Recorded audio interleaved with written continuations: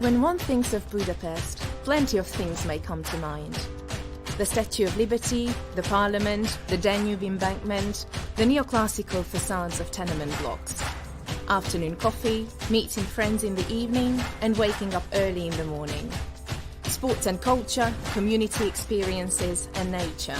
But equally, innovation, scientific life, education, and dynamism shall also come to mind. As far as I'm concerned, this is what Corvinus is all about. A place in the heart of Europe where I can develop, where they pay attention to me and where I am in the focus, where they want to bring out the most and the best in me based on the skills that I have.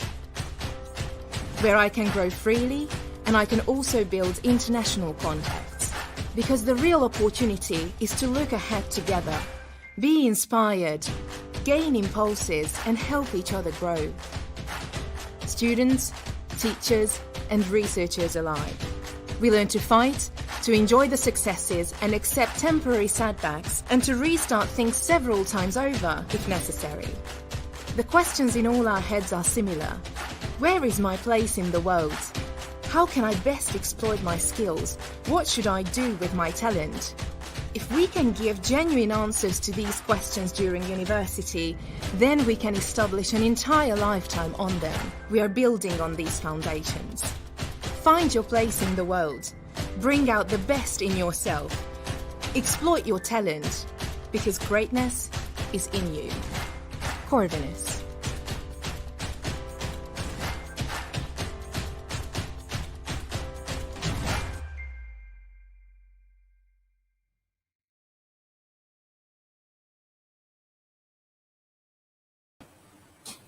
Hello everyone and welcome to Corvinus Open Masters Day. We are very glad to see you here.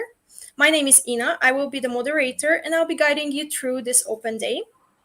So first and foremost, I would like to prepare you for what you're going to see today. We will have our introduction and welcomes from our Dean of Masters program, Helga Habisch. And afterwards, we'll have a Q&A session about admissions requirements from our Corvinus Student Services. They will answer all of your questions after their session is done.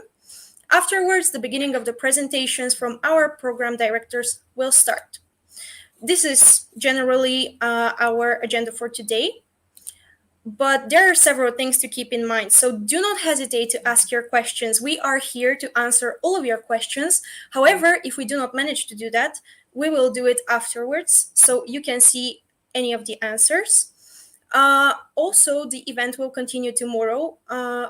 However, it will be for Hungarian prospective students. So sit in and enjoy our program. I'm giving the word to Helga Habisch, our Dean. Thank you very much, Ina. I'd like to welcome everybody here in our Master's Day Open Day. I'm really happy to have you all here. And this is the first time actually that we do such a big event for our English-speaking students. I'd like to give you a bit of an introduction of Corvinus University. Then, as mentioned by Ina, I will give the word to the Students' Office representative who will let you know all kinds of administrative information. Okay, so as you might know, Corvinus is going through a renewal program, and I would like to give you some ideas of where we are going. So Corvinus is dedicated to give you an enhanced learning experience. That means that in the master's program especially, we are working in small groups. We'd like to have an interactive learning environment, and you can learn through collaboration with your fellow students. And in English programs, I think this is very, very important that we provide an international environment. I think it's really fun to work with students from all over the world and share your experiences and learn from each other. When I was a master's student, I had the chance to take part in a very similar experience at a university, and I've worked with students from Australia and Colombia and Europe, of course, and I think this gave me a really fun experience, and I really loved it. So this is our goal, to create this also in Budapest at Corvinus University. And I can tell you that I think we are on a good track, meaning that even now our master students are coming from all over the world. More than 60% of our students study solely in English, and around 40% of our students are coming from outside of Hungary. Even further than that, we are dedicated to provide an international environment. We have more and more foreign faculty coming from different backgrounds also. And we also have lots of international opportunities for you. We have double degree programs, which means that you can get the degree from Corvinus and also another one from a partner university, so you can have 2 degrees at the same time. I think it's also a wonderful opportunity for you, and you should look into that too. In our business programs, we also have a SAMS program, which is similar to a double degree. You also get an extra degree at the end of the program, and you can also take part in the programs of our partner universities and also partner companies. So I think it's also important to mention that we are in constant collaboration with our key employers. Even when we are working on our programs, we always look into their needs and be in a constant communication and cooperation with our key employees. And we also do that through SAMS, where you can have international working experience as well in our partner companies. So I would really like to urge you to join our English programs and take part in these wonderful opportunities that we are sharing with you. When you are here, we will keep you informed regarding these extra things that we provide you. And one more thing about teaching. Corvinus is a really large university. We have 21 master's programs altogether, which also mean that you have a wide range of subjects, specialization, and modules you can choose from. So I think it's also interesting that you can join other programs and meet other students from different programs, and more, be in a very viable environment. Okay, this is it from me. I hope to see you all in September, and should you have any questions later on, I will stay with you and try to answer anything that might come up. Thanks a lot. Thank you so much. Now I would like to introduce our colleagues from the Student Services who would give you more information on application. Thank you so much. Hi, hello everyone, and welcome. I'm here to guide you through the application process. Let me just share my screen so you can see my presentation. Just a second.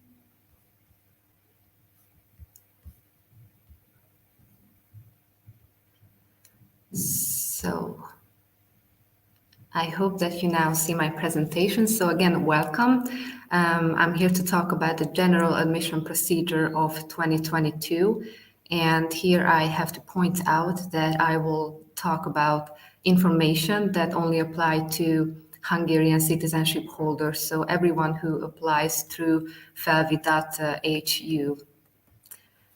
On this slide, you can see all of our master programs. And as you can see, a lot of master programs are held both in English and in Hungarian at the same time. So if you have a look at then health policy, planning and financing is held in English, supply chain management in Hungarian, business informatics in English, communication and media studies both in English and Hungarian, public policy and management both in English and Hungarian, economic analysis in English, master in teaching economics in Hungarian, marketing both in English and Hungarian, international economy and business in English, international relations in English, finance in English, political science in Hungarian, regional and environmental economic studies, both in English and Hungarian, sports economics in Hungarian, accountancy in Hungarian, sociology in English, business development in Hungarian,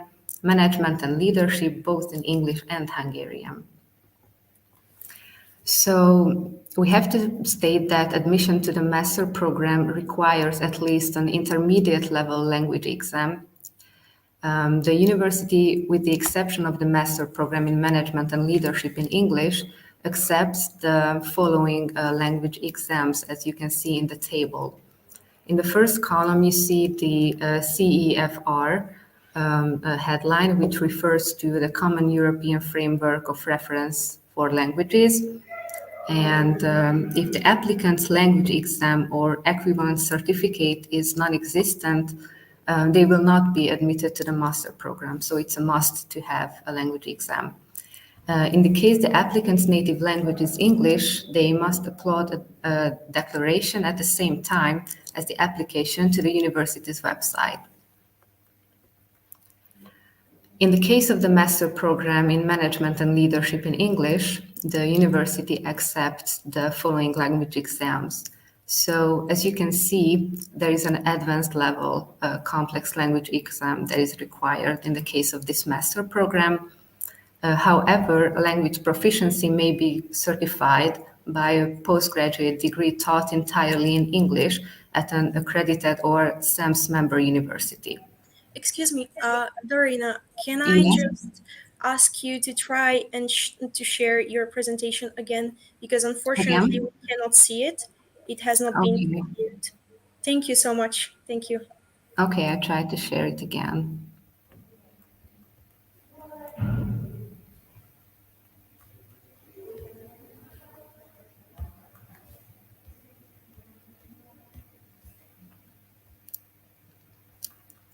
How about now?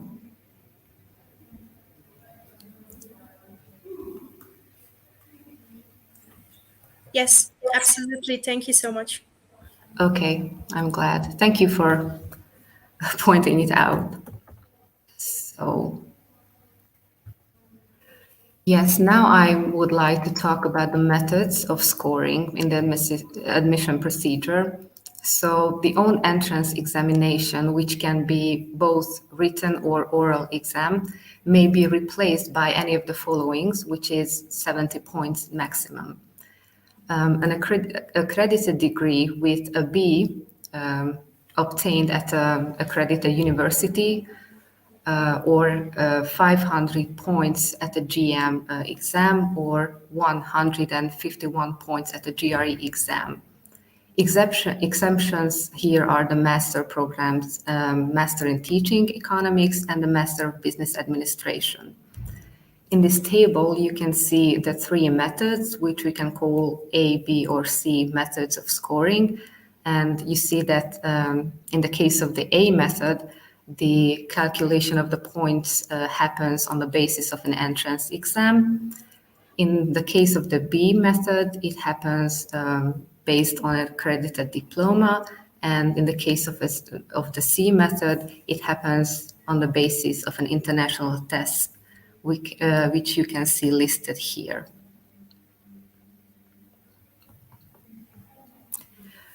The scoring according to the methods B and C applies only if the applicant who already has a diploma uploads the supporting documents to the university's electronic admission system by the 15th of April 2022. In this case, participation in the entrance examination is not obligatory. The scores are calculated only on the basis of the uploaded documents. If the applicant does not submit the documents by the indicated deadline, the admission score can only be calculated on the basis of the entrance examination.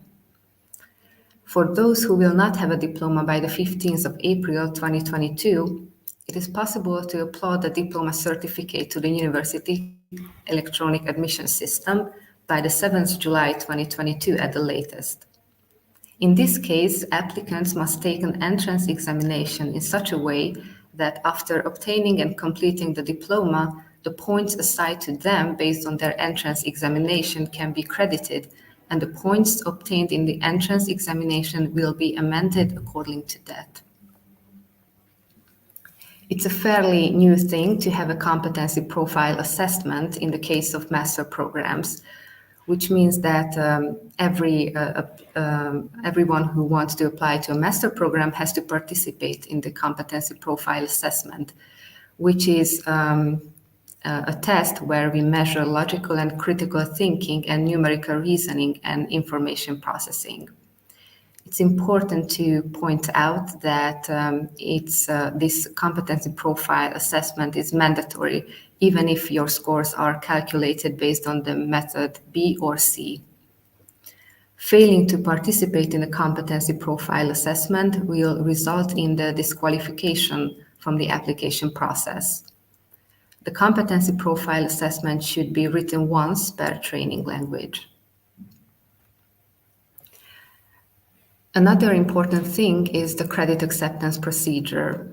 So the training and output requirements for each master program specify which courses obtained in the undergraduate program may be accepted as a prerequisite for entering a particular master program. If your obtained bachelor degree cannot be accepted as a prerequisite for entering the chosen master program, you must apply for credit recognition. And on the university's website, there is a detailed description of this credit acceptance procedure.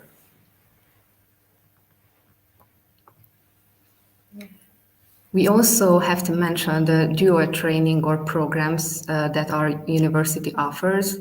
So the aim of the dual training is that the theoretical training takes place in the higher educational institution and the practical training takes place in the chosen partner organization. It's also important to mention that the dual training is only available in the case of programs where the training language is Hungarian. So the master programs that can be taken as dual programs are supply chain management, sports economics, and accountancy. If you have any further questions regarding the admission procedure, please contact the Admissions Affairs or write to our email address. And thank you very much for your attention. Should you have any further questions, that we will try our best to help you. Thank you so much for this quick introduction into how to apply and what exactly are the requirements. So I would like to invite everyone who is watching us and has any questions to do so. Do not be afraid to ask questions. If you have any, if you haven't understood anything, just do so and we will answer anything. In the meantime, I would like to ask, for example, if the student has studied in another university in an English language program, for example, does that mean that they are exempt from providing a certificate or not really? They have to provide a certificate that the training language was English entirely. And then they don't have to prove or don't have to have an English language exam additionally. All right. Okay, that's pretty good. Well, in this case, I wanted also to ask from the students if they would have to, like, if their score is a bit lower than expected, can they still enroll if, for example, there are still free spaces in the program or not really? So can they be exempt? Unfortunately, if they don't score high enough, then there is no chance for them to get a place at the university. So they have to reach a certain point in order to be accepted. All right, I understand. Actually, now we can see a question from Sofia Gorshkova. Thank you so much for sending in a question. Were these requirements only for Hungarian, I guess, citizens? Yes, all the requirements that I mentioned apply only to Hungarian citizens. And for foreign students, they have to contact the other admission affair office and they have to, or they can help in case of foreign students to enroll.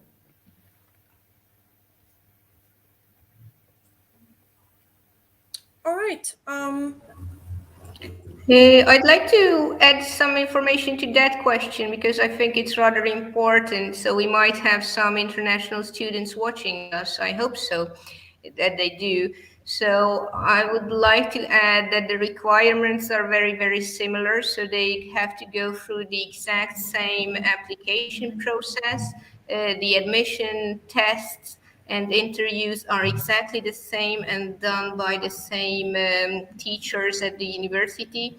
The key difference is the platform where they have to apply. So they don't apply through this Feldi.hu site, but depending on the country where they come from, they either have to apply through the stipendium site or on the international website of the university. But the application process and the requirements are exactly the same, and we also have the same rules for setting the admission points. So all the informations, or most of them, are valid for international students as well. Thank you. Thank you so much. That was quite insightful and very informative.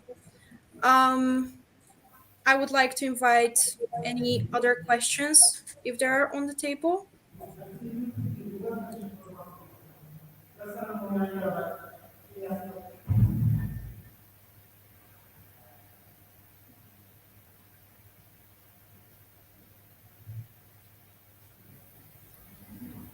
Okay, if there are no other questions, I can ask one. So maybe it's even more informative for our audience. If, for example, a foreign student has to complete let's say, an exam, and they miss on their exam, therefore they miss on their deadline, can they redo um, their application, or that's not really possible? Okay, so for international students who don't come through the stipendium scholarship program, we have two deadlines. One is for an early bird registration. And if a student is registered before that deadline at the end of February, I guess, then they do have a chance to take the exam later on if the program is not full by that deadline. Okay, so in the international ground, we are more free than in the Hungarian centralized process. So if you apply for the early bird deadline and for some reason you cannot take part in the exam, for instance, you might get sick or have an accident or whatever can happen to you, then the university will make a decision at the end of April if there are more open spots for that particular program. And if so, then you can still get a chance to take the exam later on, probably in early June. So we will have two sets of exams for international students. So it's a more flexible system. So if you have any kind of problem, please don't hesitate to contact the university and we will try to help you. Thank you so much once again. Actually, we have a question on display from, I hope I do read the name correctly, Chiara Schaller. And her actual question is exactly on point. What is the application deadline for EU students? EU students, as far as I know, are fee-paying students. So what is the application for them? So the latest we can accept applications is the end of May, so 31st of May. But as I mentioned in the previous session or question, we have an early bird date. And if you apply before that, we can give you an earlier exam and an earlier decision. So it's up to you which one you choose. All the details you can find on the international website. We can send you the link later on, I believe, where you can find the early bird deadline and the dates belonging to that one. Okay, but the latest is the end of May. All right, thank you. That was absolutely sufficient. Any other questions that we can answer? I think we do have some incoming ones. Yes, we have. So, does the application process with exams also applies to the exchange students or only for those enrolling in a full degree? From Marte Wist. I am very sorry if I mispronounce. Okay, please correct me if I'm wrong, but I believe that this whole process is only valid for full degree students. For exchange students, we have less requirements. We do require language knowledge, of course, so this B2 level of English knowledge is required also for exchange students, of course, but you don't have to go through this exams and interviews and things like that. So if our partner university nominates you to become an exchange student at Corvinus, we will probably just check your language requirement and believe that our partner university made the wise choice sending you, so we can accept you without any other exams. I hope that answers the question from Marte. I do think we still have questions. We do from David Chongradi. So is ELTE Origo language exam C1 accepted in finance master? Yes, of course. So all languages done, language exams done in Hungary or anywhere in Europe are obviously accepted. So if you find a table of the language exam which was shown to you, and you can also find them on the website, we accept any kind of Europe-wide accepted language exam. So a European B2, wherever you took the exam, is accepted.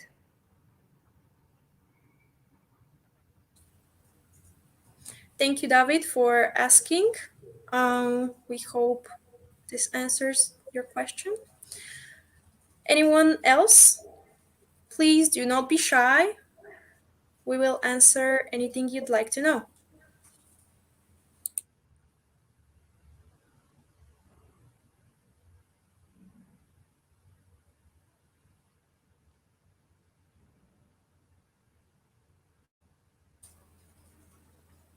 Okay, so we do not have new questions for now.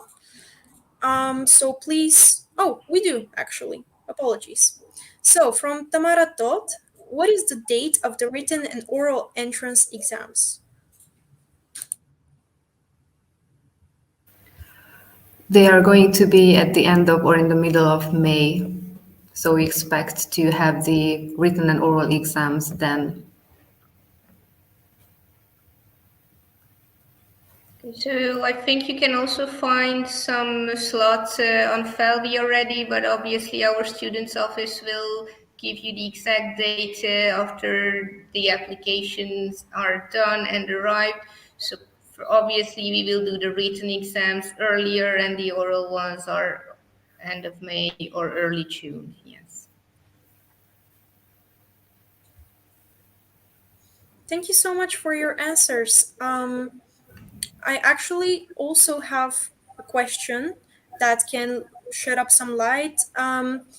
What is the application deadline, for example, for the Stipendium Hungaricum program? Until when can students apply? And if it's past that, can they do anything else?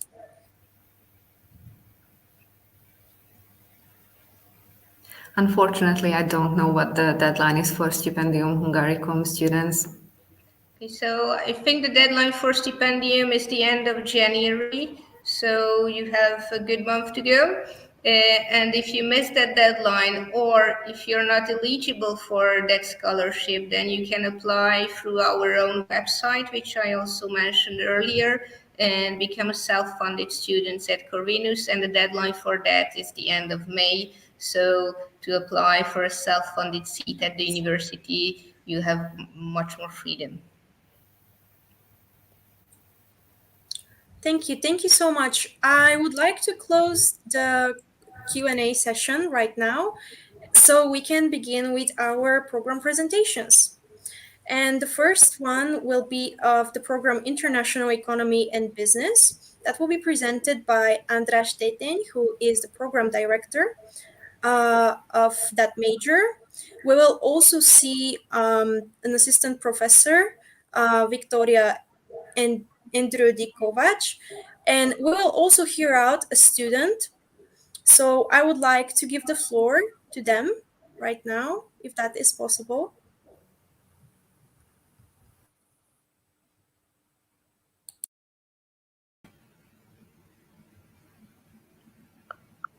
Hello, everyone.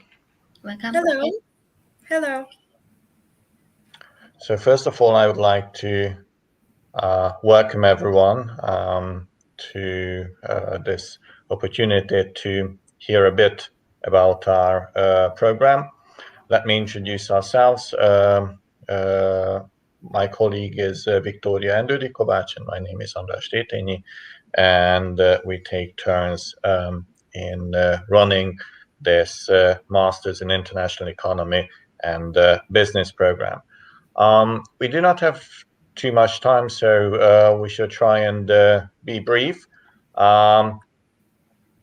In the following presentation, we are going to discuss at length some of the specificities of the program, and I'm going to start with probably one of the most important aspects. What are the skills that you are going to gain by completing our particular program? You're definitely going to improve on your ability to think in a critical way, your analytical ability, your business skills, and your presentation skills are also going to be improved. But luckily enough, we also try and place some emphasis on how to work in, so to speak, in the real life. So you'll gain skills to manage a small group or to work in a multi-ethnic and multinational environment, as our program is truly multi-ethnic and multinational, as around 60-65% of our students are non-Hungarians. And now let me pass the floor on to Victoria, who is going to speak a bit about how do we teach. Thank you very much. Yes, briefly, how do we teach? In general, we can just state that we use blended learning elements, for example, flipped classroom in our teaching. So what does it mean? It means that probably you are going to learn your teaching materials at home, do some exercises, and during the seminars, you are going to adapt what you have learned at home. What does it mean? So, for example, you are going to get real-life case studies, group works, situation games about what you have learned at home. For example, when you are going to learn something about foreign direct investments and investment promotion strategy, you are going to adapt here, and probably you are going to play a situation game, how to attract foreign direct investment to your country. Usually, we use also some study trips. Before COVID, we have visited several sites, locations, for example, Bosch, as you can see on the picture, or Mercedes or Audi, and we have visited these factories to see in the reality what you have learned during the classes. So our classes are quite interactive. And on the next slide, you can see that as a result of the COVID, we started to just record our lectures. So this flipped classroom and blended learning methodology is enhanced and fastened by the COVID. So since we have more than 60 students usually in one cohort, we have recorded our lectures. You can reach these out via Teams and or Moodle system. You can watch these lectures at home. You can do the exercises, and during the classes, which were, by the way, in this semester in person way, but it can be also online, you have adapted what you have learned. You can see an example for our interactivity on the slide 2. So this is the work of our student.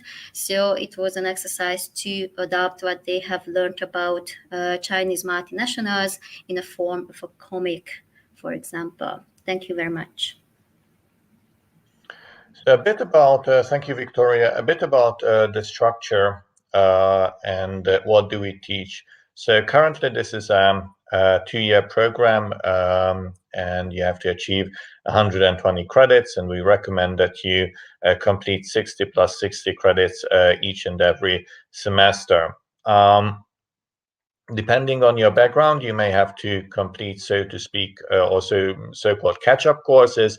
These are, so for instance, if you're coming from a different background than business or economics, it is likely that you may be required to freshen up or improve on your economics and business skills. And in this case, you will be asked to complete these catch-up courses. This is a Hungarian legal requirement. As you can see on the slide, there are 60 compulsory courses to be completed in the first year.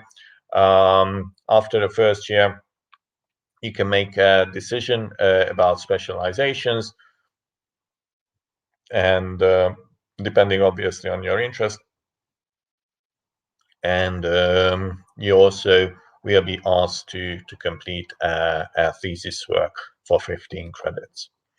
Here is the list of first year courses. You'll have to complete 60 credits out of these ones. As you can see, these are quite standard courses in any program with dealing with international economics and international business.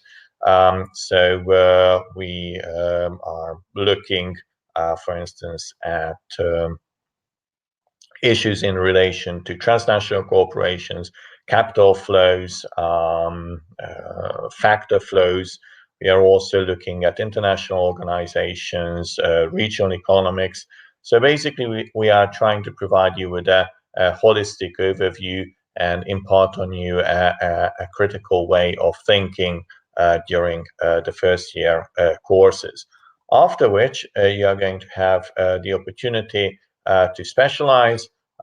I'd like to draw your attention to two specializations: international development, which focuses on understanding social, developmental, and economic specificity of the global South, and international economic analysis, which tries to analyze the international business and international economic environment.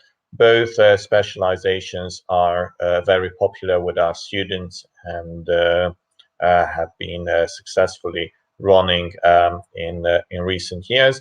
There's a third specialization which deals with Central and Eastern Europe. This is primarily for those students of ours who are incoming and completing a double degree program. Since it has also been asked in the previous session, the application process, we prepared a slide especially for you. And it also came up as a question whether the exam is the same for Hungarian or international applicants. And I'd like to confirm here and now, once again, that yes, the exam is or the application test is, so to speak, the same. There is a written and there is an oral exam. The written exam has two components, so to speak. The first one is a competence-based online test where we measure logical and critical thinking ability. And this is a part of all Corvinus entrance exams. The second part of it asks questions on international economics and international finance to test whether you have aptitude in these areas. And the oral part is mainly about your motivation, and it tests also your English language knowledge. We are mainly going to have a discussion in the oral exam about how this master is going to assist you in achieving your future goals, what you know about our program, how up-to-date you are in knowledge in international economics and international politics. And primarily, we are also going to look at whether you have the ability to apply your theoretical knowledge to practical cases of international economics or international business and politics. I'd like to pass the floor once again to Victoria, who's going to speak a bit about how our students are faring in scientific competitions. Thank you very much. I would like to enhance all of you just to submit a paper to our scientific competition. It is organized by the university, so at university level 2 and at national level 2. Our department has 3 so-called TDK sessions, 2 in Hungarian languages and 1 in English one. You can see that these are referring to world economy and Europe topics. So if you are interested in it, you have the opportunity to work with a supervisor and submit a paper or work to this competition. And why is it good for you? If you are going to win one of these sessions, you can get 5 based on our regulation for your thesis work defense. So I would like to really emphasize that it is a good opportunity for you. Or if you are interested in continuing your studies, for example, at PhD level, it is also a good point in your CV and in your application if you write a TDK paper. Our students perform well, by the way, at this competition, both at university and at national level. On the slide, you can see that our students won this national level competition, which is organized in every 2 years. So our students won 1 session in 2017 and 2019 too. And usually our students won several sessions at Corvinus. So if you're interested in it, please contact with me and I'm going to help you to find the most perfect supervisor for you, since we have very good colleagues who are very, very engaged in several research fields, and they have very good publications too. Thank you very much. Thank you, Victoria. Victoria has been quite successful in mentoring our students in the scientific competition arena. Well, let me just add a last thought in regard why you should enter a scientific competition. Usually students who finish university have a pretty blank CV, if I may call it that way. If you can show to your future employers that you have mastered at least one particular field to such a level to win such a scientific competition, then this is definitely going to impress the human resource or HR colleagues in hiring you, so to speak. Dean Habishaga also mentioned double degree opportunities in her presentation, and let me just draw your attention to the double degrees which are aligned specifically with this particular master program. We have now 3 double degree agreements with 3 Western European universities, 2 in the Netherlands and 1 in Belgium, University of Groningen, Tilburg in the Netherlands, and Liège in Belgium. All of the 3 are top research institutions. So if you complete these programs, I think that you will master a subject to a very high level.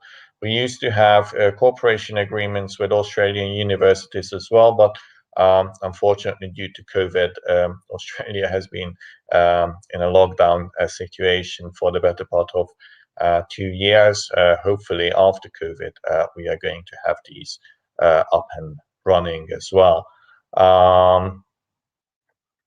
Obviously, if you are not interested in a formal double degree program with these 3 universities, you can also try for an Erasmus agreement, where you are going to have a large variety of options to study within the EU. Nevertheless, let me add at this point that both Erasmus and double degree opportunities only apply to students who are not recipients of Stipendium Hungaricum scholarship. So either they are fee-paying students or they are recipients of Corvinus scholarship. So anyone who is listening now and is hopeful for applying for a Stipendium Hungaricum scholarship, please be aware that you cannot take part in either Erasmus or double degree opportunities. So what kind of possibilities are there for employment after graduation? Where did our previous students go? Well, since this program has been up and running for the better part of 15, 20 years, we have a large number of former alumni in very well-known companies.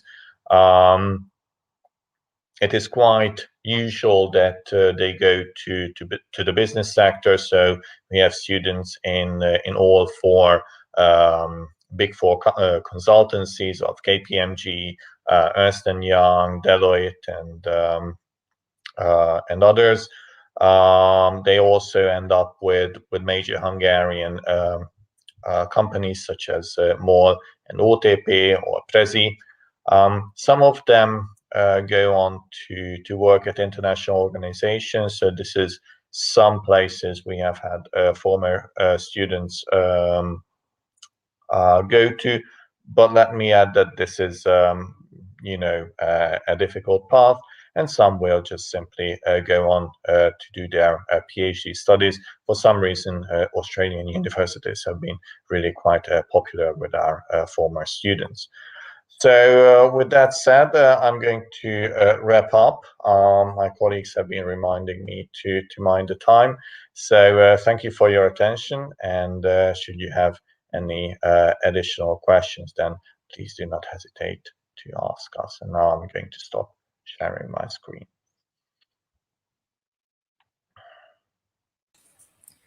Thank you so much, Professor Teteni, Professor Enrudi. So I would like to invite anyone who would have any question to do so, but we are running a bit out of time. So if there are questions, we would answer in written form. Still, thank you for the very informative presentation. You did highlight everything that has to be mentioned.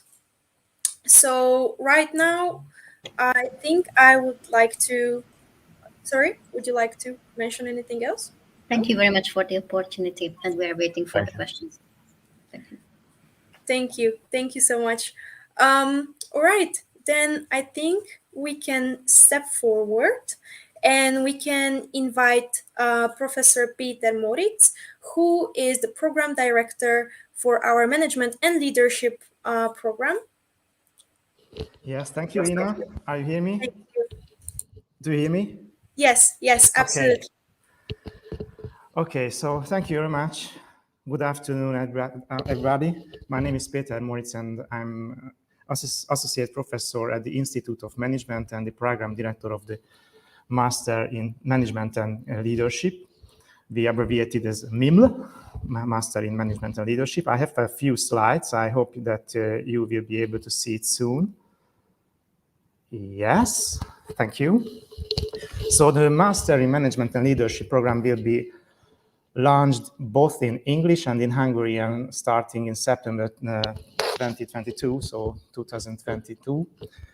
The English one is a new thing, therefore I will be talk a little bit more about the English one, and you can meet me tomorrow in the open day of the Hungarian language programs, and then I will talk more about the Hungarian version of the Management and Leadership program.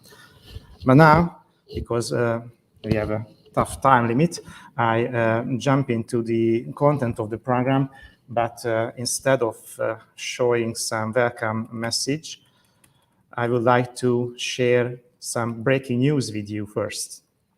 And this breaking news is coming from Canada, from the John Monson International MBA Case Solving Competition. This competition was founded in 1981 by the Concordia University in Montreal and still held by them. This is the most prestigious MBA case solving competition worldwide. 30 international ranked and renowned schools were invited. And the competing teams faced 16 to 20 pages real-life case studies to be solved and presented day after day last week, because it was held in January 2010. And it was only one team that won all the 5 presentation battles during the division case study battles, and then also triumphed in the semi-final. And it was the Corvinus team of the Master in Management and Leadership program. So congratulations to Nora, Reka, Stella, Attila. They made in the top 3 of the most renowned international MBA case study competition. So you see that though this will be the first year, 2022, when we offer the Master in Management and Leadership in English, even regarding the Hungarian program, I can reasonably say that this is a program that stands out with students who stand out, a program that meet the international top schools, standards of the international top schools. Look at this team, Nora, Reka, and Stella, Attila, again, congratulations to them.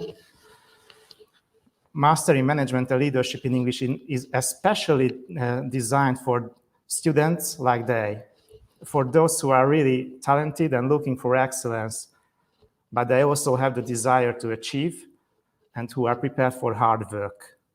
With the Masters in Management and Leadership in English, you will strengthen your holistic vision, your outstanding skills, and lay the foundations for your professional career success.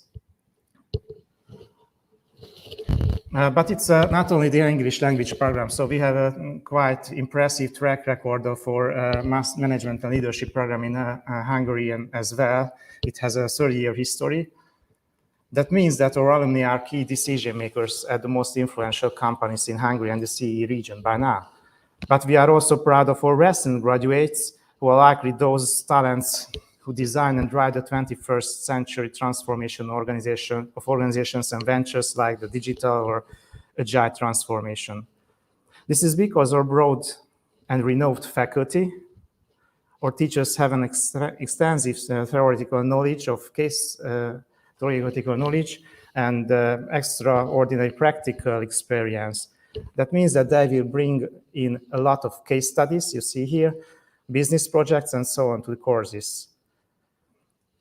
So that makes us really successful, and it is reflected by the Financial Times ranking. We are there for 15 years right now, and now we have developed a new English language variant of the Masters in Management and Leadership program for an even more exclusive students base, where this SAMS main program is as a double degree incorporated. Let's show it. So what is about this SAMS program? It means that this English language program, 120 ECTS master degree program, incorporates the renowned SAMS Master in International program. So previously you heard about our Masters in International Economy and Business. This program, beyond management and leadership, is focusing on international management. So SAMS is an alliance of 34 top-ranked schools worldwide, and this is a truly international exposure because it has also a compulsory study abroad semester. That's why it is not suitable, for example, for stipendium students, because all students will have this international compulsory term at one of the 34 top-ranked SAMS schools. So our unique proposal is that with the admission to the Corvinus Master in Management and Leadership program in English, you will automatically be enrolled to the SAMS, therefore receiving 2 degrees by graduation. You see on this slide that the SAMS degree has a very impressive ranking result. At the bottom you see it. And it has a lot of unique program elements, networking opportunities, and on the right, excellent career prospects supported by a very strong international business network. But let's turn to the content. So basically, let's look at this because this is common for both the Hungarian and the English language program. What is the main purpose of this master program. Our mission is to provide students with a leadership perspective that serves as a basis for not the next, but the future leadership positions. But also we prepare our students to perform innovatively and responsibly in internal and management functions and advisory roles right after graduation. This is because our graduates will gain a holistic view. By the end, our students will those who always come up with creative ideas how to improve processes and practices. They will be ready to put these ideas into action and lead change processes with autonomy, courage, and the ability to engage and empower others. The Hungarian and the English variant of the management and leadership program share the same vision. They both have a general management focus. Students discover how complex it is to implement changes like digital transformation and how strategy, organizational culture, performance management, and so on are interconnected.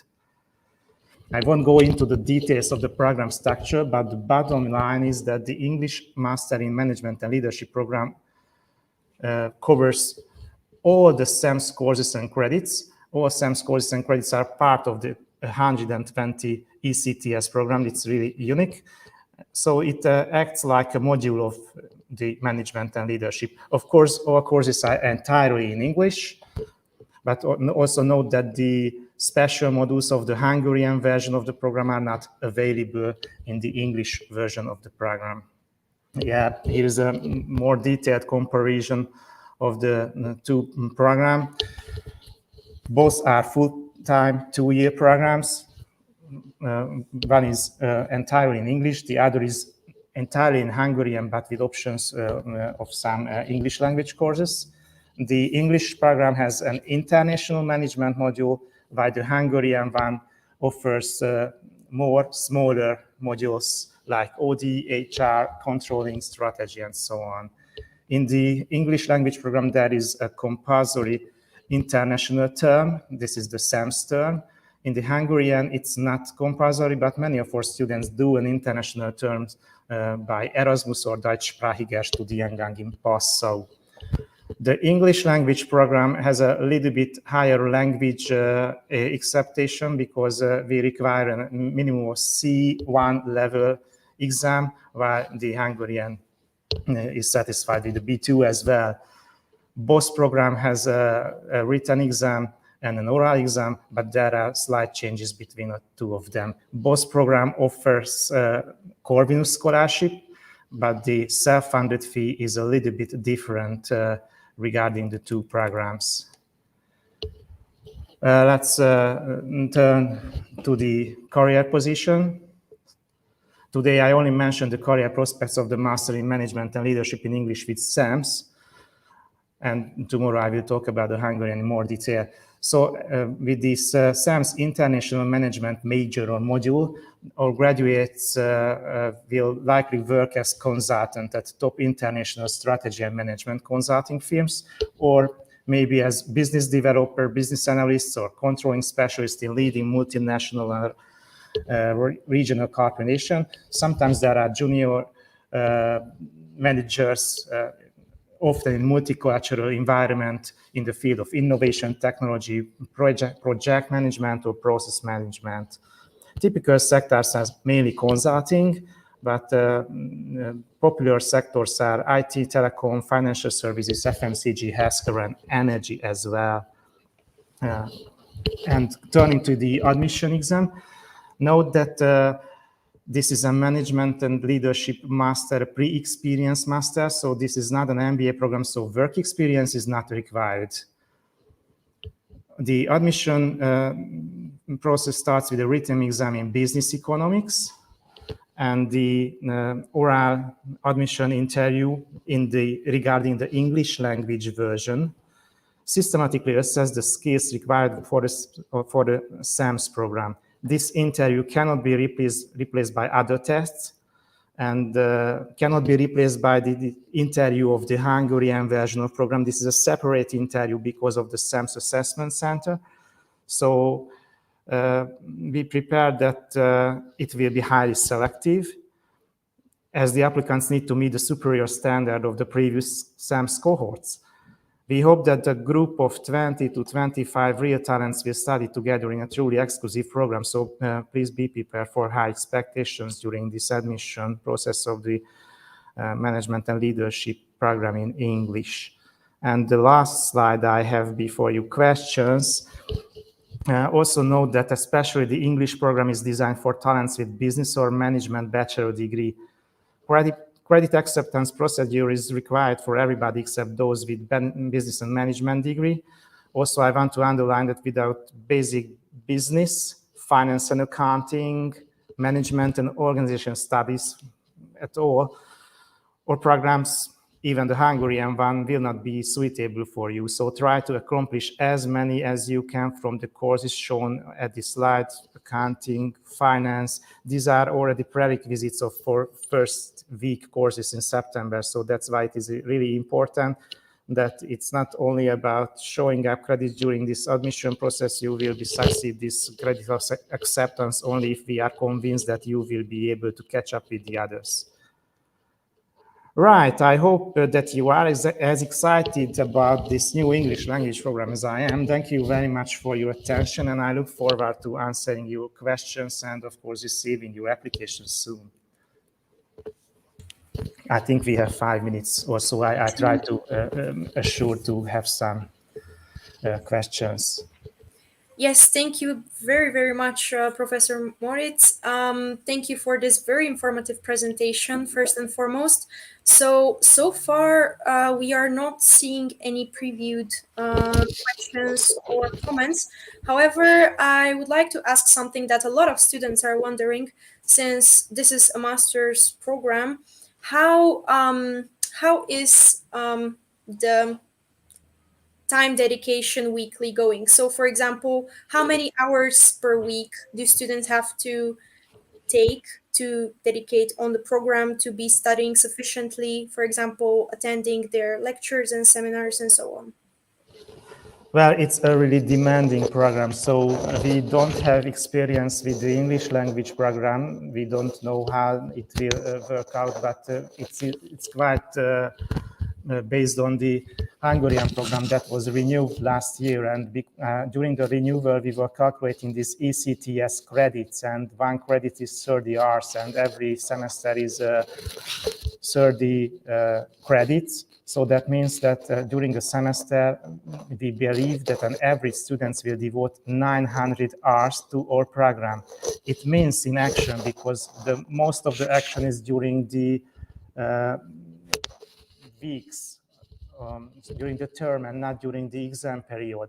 I think that 40 hours per week is really a must. So this is a really full-time program, and there are some students of in our program who have some second job. Most of the time, I hope that it is limited to 20 hours, but it really means that it is a really demanding 2 years working in nights and also during the weekend. So basically, the program itself, it is at least 40 hours per week during these 14 weeks of the 2 quarters or the 1 term. Thank you very much for answering this question. It's quite important. Now I can see that we do have a question from András Péter Fejes. So he is asking if I learn in the University of Corvinus, can I apply more easily? So I guess that relates to if he was enrolled in a Corvinus program, especially business-related program, would that make his admission easier?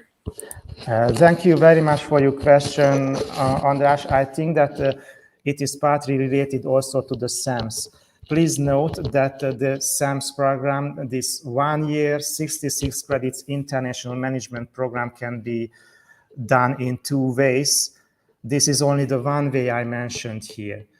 There is another way, not all, but some of our master programs offer the opportunity to go beyond the standard curriculum of the program and as a second degree apply for the SAMS master in November. So it's a separate application or admission process. So for Corvinus students, maybe it is an easier path to get the SAMS degree.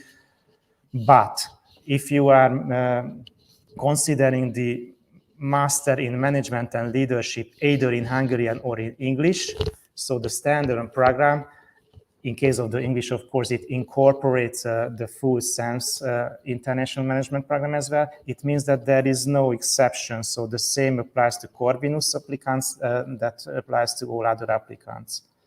To put it short, no, the admission is the same from everyone, but note that there is an other track. So after you are admitted to one of our master programs at Corvinus, you can be still eligible to have some SAMS courses, but it's not the Master in Management and Leadership program, but a standalone top of degree. Thank you so much for this elaborate answer. I think it was pretty clear. So thank you, of course, for your presentation, Professor Moritz. It was absolutely great. And I would also like to now invite our next presenter, Professor. Goodbye. Thank you so much for your presentation once again.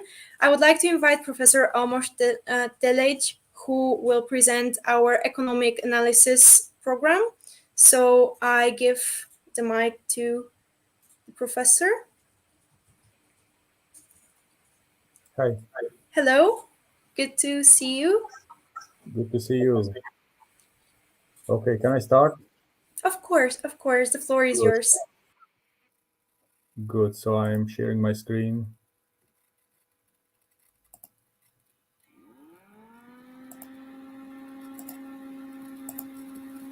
You can see it, right? Can you see my screen? Yes, absolutely. Thank you so much. Okay, so I'm trying to summarize in about 10 minutes the Economic Analyst Master Program, and then there will be some time for the questions. So I am Almos Telej, the Program Director.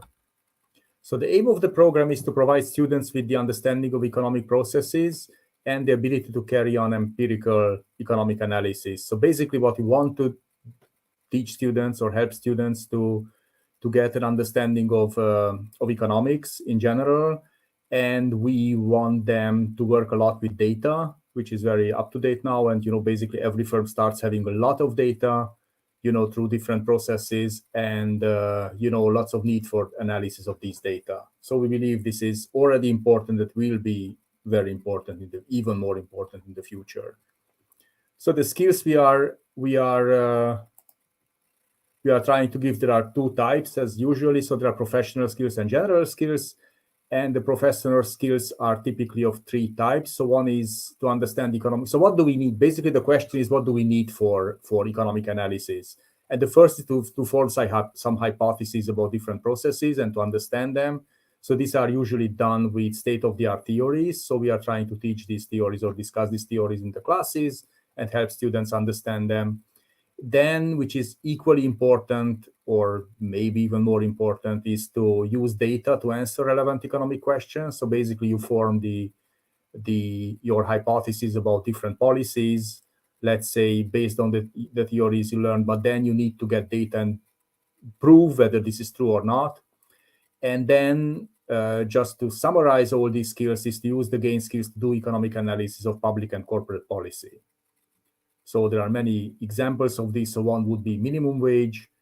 We know that minimum wage is important also for the government. That's why they are imposing minimum wage rules, but it's also important for corporations because that's an input. So labor is an input for them. So what happens to labor and what happens to their cost when minimum wages increase, that's very important for corporations as well. So this program, I think that's very important. It can be approached from two angles or viewed from two angles. One is that of corporations and the other is that of the government. But basically the same question applies to both of them. They may just have different emphasis on this. And the general skills are equally important. So working in corporations or in banks and so on and so forth, we learned what is important for new employees. So one is, we believe is very important, is working with data. So that's required in many places. And the second is people should know how to write, how to do teamwork, and how to present. So all these are incorporated in in the program with special courses devoted to these questions, but also, basically all over the place, we are trying to motivate students to, or actually make students to deepen these skills. So I think it's worth comparing this to a finance program. So this is our main competitor, and we believe finance programs, especially the Corvinus finance program, is very good. So if somebody is interested really in finance, should go there. But we think that our program is very similar to a finance program in the sense that it gives the same skills. So you need, in finance, you also need a lot of data work, and you also need theories.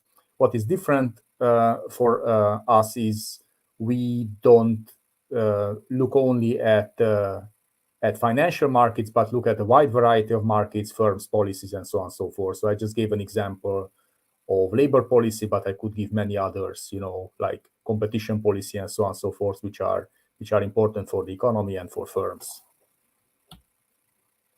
So the structure of the program is every new program now at Corvinus is organized in quarters. The advantage of this is that there are only a few courses at the same time, and there can be an intensive knowledge transfer between students and professors. So basically what we aim is not to have more than 2 courses, maximum 3 in a quarter. So basically these are relatively short courses, but very intensive ones.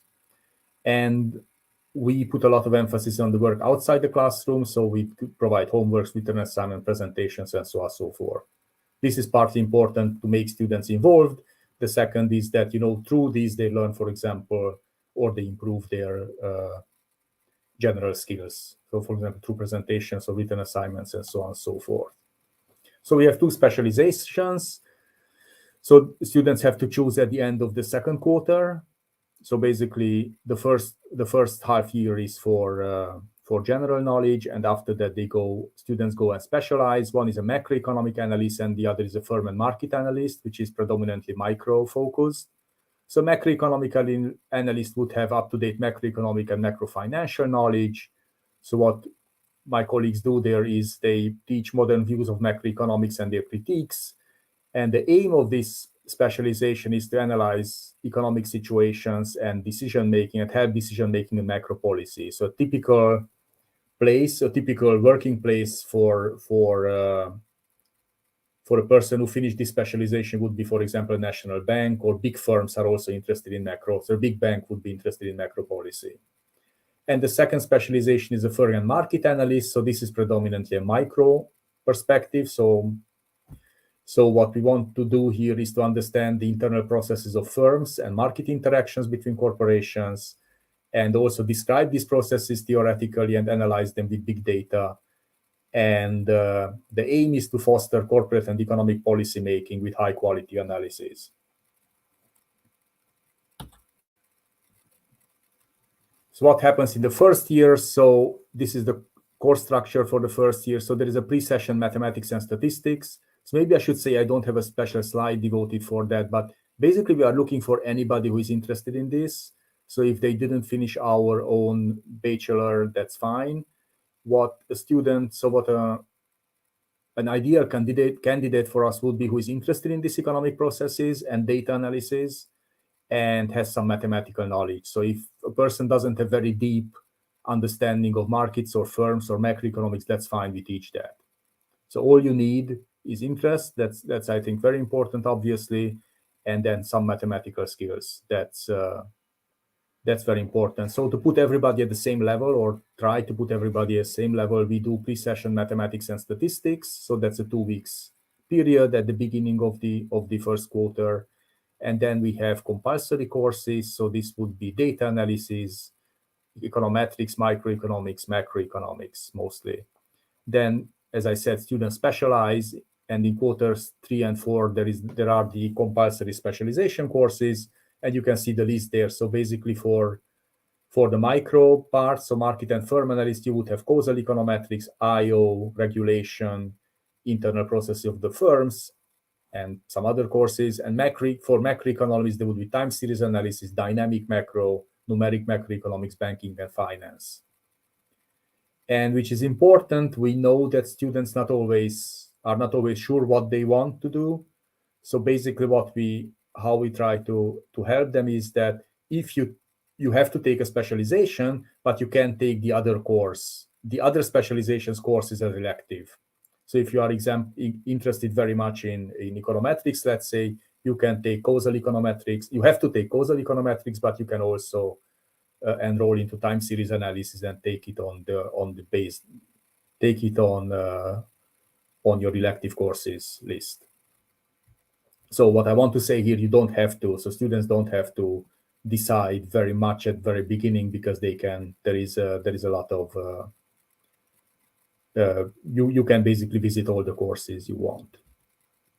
So in the second year, which is important, so we try to do practical analysis. Of course, practical analysis doesn't mean you go to a factory and do something, but you do practical analysis of the economy. So basically, we have a project in quarters 5 and 6. So students just finished now. So there you have a real world economic problem. You go to firms or organizations. So some of our students went to the competition authority, for example, and they got a problem there and they got some data and they had to analyze that and talk to people and so on and so forth. Students will work in small teams here, teams of 3 or 4.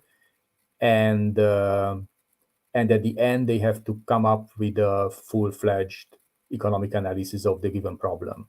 Of course, professors, everybody will have a professor. Every team will have a professor, leader professor who would help them accomplishing this task. This is, it seems, so we did this first time. We reshuffled our program 2 years ago. So this was the first time it seemed this was very popular and very useful. So students learn basically how to do real-world economic analysis and also learn a lot of soft skills, because they have to work in teams, they have to present, they have to write. And then during the second year, there are elective courses. You can check the course list on the website. And quarter 6 to 8, there is thesis writing. So where we expect you basically to do an economic analysis. And there can be 3 types. One is a theoretical one. The second is empirical analysis, by which I mean using big data, like a serious data set and econometric tools. And there can also be case studies which underlie a theory. So my favorite example would be here the Boeing fiasco, when the 2 Boeing airplanes crashed. So there is a whole lot of questions. Why did they do it? What was the corporate policy which led to this tragedy? What did the competition authority do that this let it happen, and so on and so forth. Finally, which jobs can people take from our master's program? So there are 4 possible careers, I think. So one is probably the biggest one, is that there are many firms which execute analysis, and there are more and more. So one would be large firms like MOL in Hungary would have, or OTP in Hungary would have a unit devoted to analysis. Then there are multinational consulting market research firms. You all know McKinsey and Nielsen, so they would need these. So applying to the job would require these skills. And there are also many consulting small and medium-sized enterprises, more and more, who are trying to do the same, or they are doing the same as McKinsey or Nielsen, but cheaper and more specialized on some product or some type of research.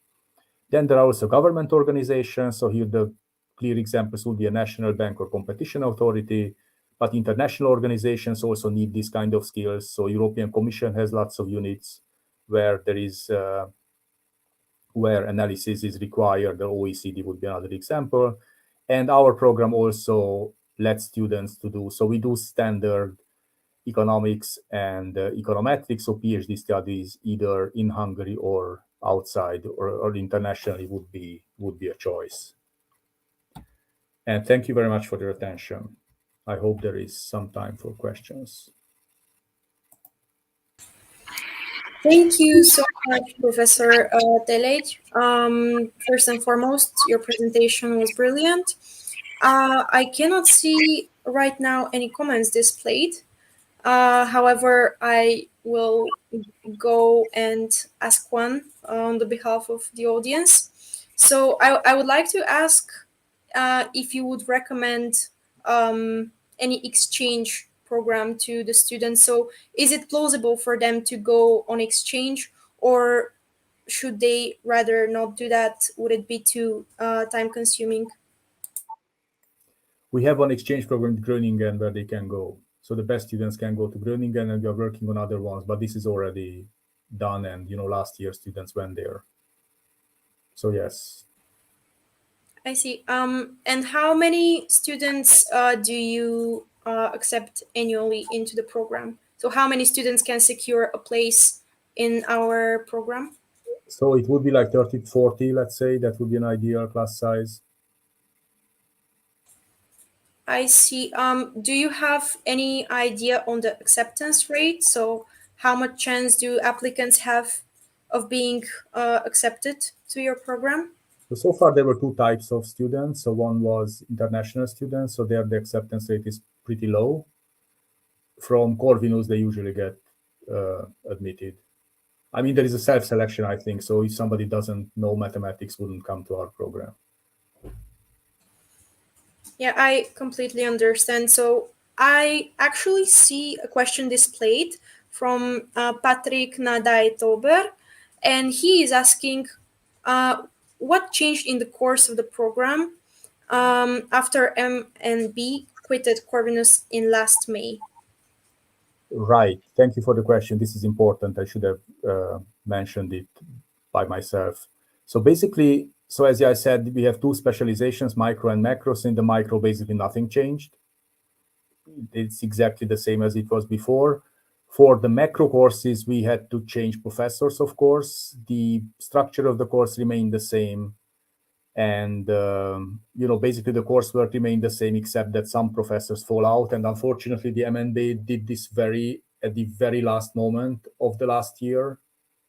So this year, I have to admit, I'm sorry, I'm not crying. Okay. So this year, so basically this happened in May when we learned that MNB was leaving Corvinus. So we were in trouble. So it was a lot of work during summer to get professors and reshuffle the coursework. Next year, there won't be any problem because we already worked on it. We have a year to get professors. So I don't think students will feel anything out of MNB leaving. The other thing is that there is a good relation between Corvinus and MNB. So now we are doing a joint. So there is this MKT, Magyar Közgazdasági Tudományi Társaság. So now MNB and Corvinus are doing a joint section there. So if students want to apply after the program, students want to apply there, they have the same opportunities as before. Thank you so much. That's a very elaborate answer, I would say. Please, I would ask the audience to not be shy and do send any questions if they do have any. In the meantime, I also have one more question. How demanding would you say the timetable is? Right. So as I said, it's rather demanding. So I heard the last presentation. So I would say basically the same. So I know students are working. I think full-time work is very hard. Students work part-time, they can do it, but it's stretched. So as I said, we are basically trying to keep students involved because we think that's very important for their studies. So it's not like, it's not like frontal teaching that we teach something and at the end they have to give an exam or take an exam, but basically it's continuous involvement in the sense of homeworks, discussions, writings, and so on and so forth. So contact hours are not many. Maybe this is important for students. So the contact hours are not too many, but the homework or working at home is essential. So students can choose their program to some extent in the sense that they don't have to spend too much time listening to professors, but then they will have stuff to do at home. I understand. So students will have to dedicate a lot of time and effort, which is absolutely great. That's what they come for. Well, Professor Telej, thank you so much for your presentation. It was absolutely great. Thank you also, audience, for your questions. And I would like to say goodbye to you, Professor, and thank you for your presentation. Thank you so much. Now I would like to introduce our finance program, which is led by Jort Walter. Please. Hello. Hello, everybody. Hello. I try to share, first of all, my slides, and then I don't know whether you can see that. Okay. Yes, absolutely. Thank you so much. Okay. Thank you very much for being with us. My name is George Walter. George is George for international students, and I am heading the Finance Master programs. And I'm just running through the basic information you have to know about the program, the changes in our program, and then at the end you will have time to ask questions. So let's start with a next slide. So let's start with a little bit of a description what we are doing and what our focuses are. So if we have to group the topics we teach and we are dealing with in our research, then these are the three topics. So basically we are dealing with investments and financial markets, risk management, and corporate finance and corporate valuation. And these are the main group of subjects that you're going to find in our programs. And on the right side, you will see the international institutions and programs that we are well recognized, so not accredited, but recognized. If you maybe the most popular and well-known is the CFA.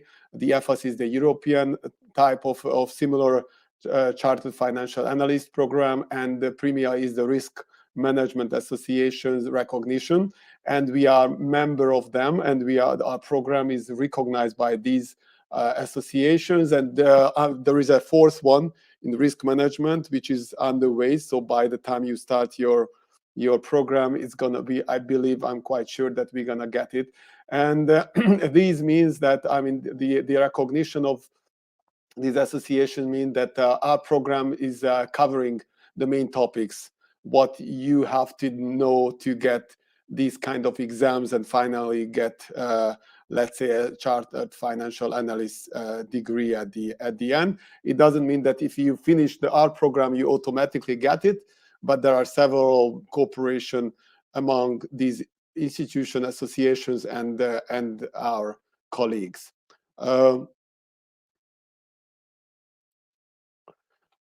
If you studied at Corvinus, then you know this picture. This is in the library. This is our financial laboratory. We are again one of the biggest. We were the initiative of we were the one who initiated the development and the build of the financial laboratory, which is basically a simulation of a treasury room in a corporate or even in a bank, and we have an access of several infrastructure and databases and sources of information like Bloomberg and Reuters terminal or stock track that we use very actively. So we are the biggest user of this laboratory.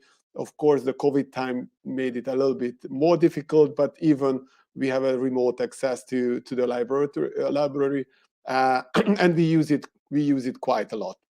So several of our classes are done and run in the laboratory, and we are using the broad database behind the infrastructure.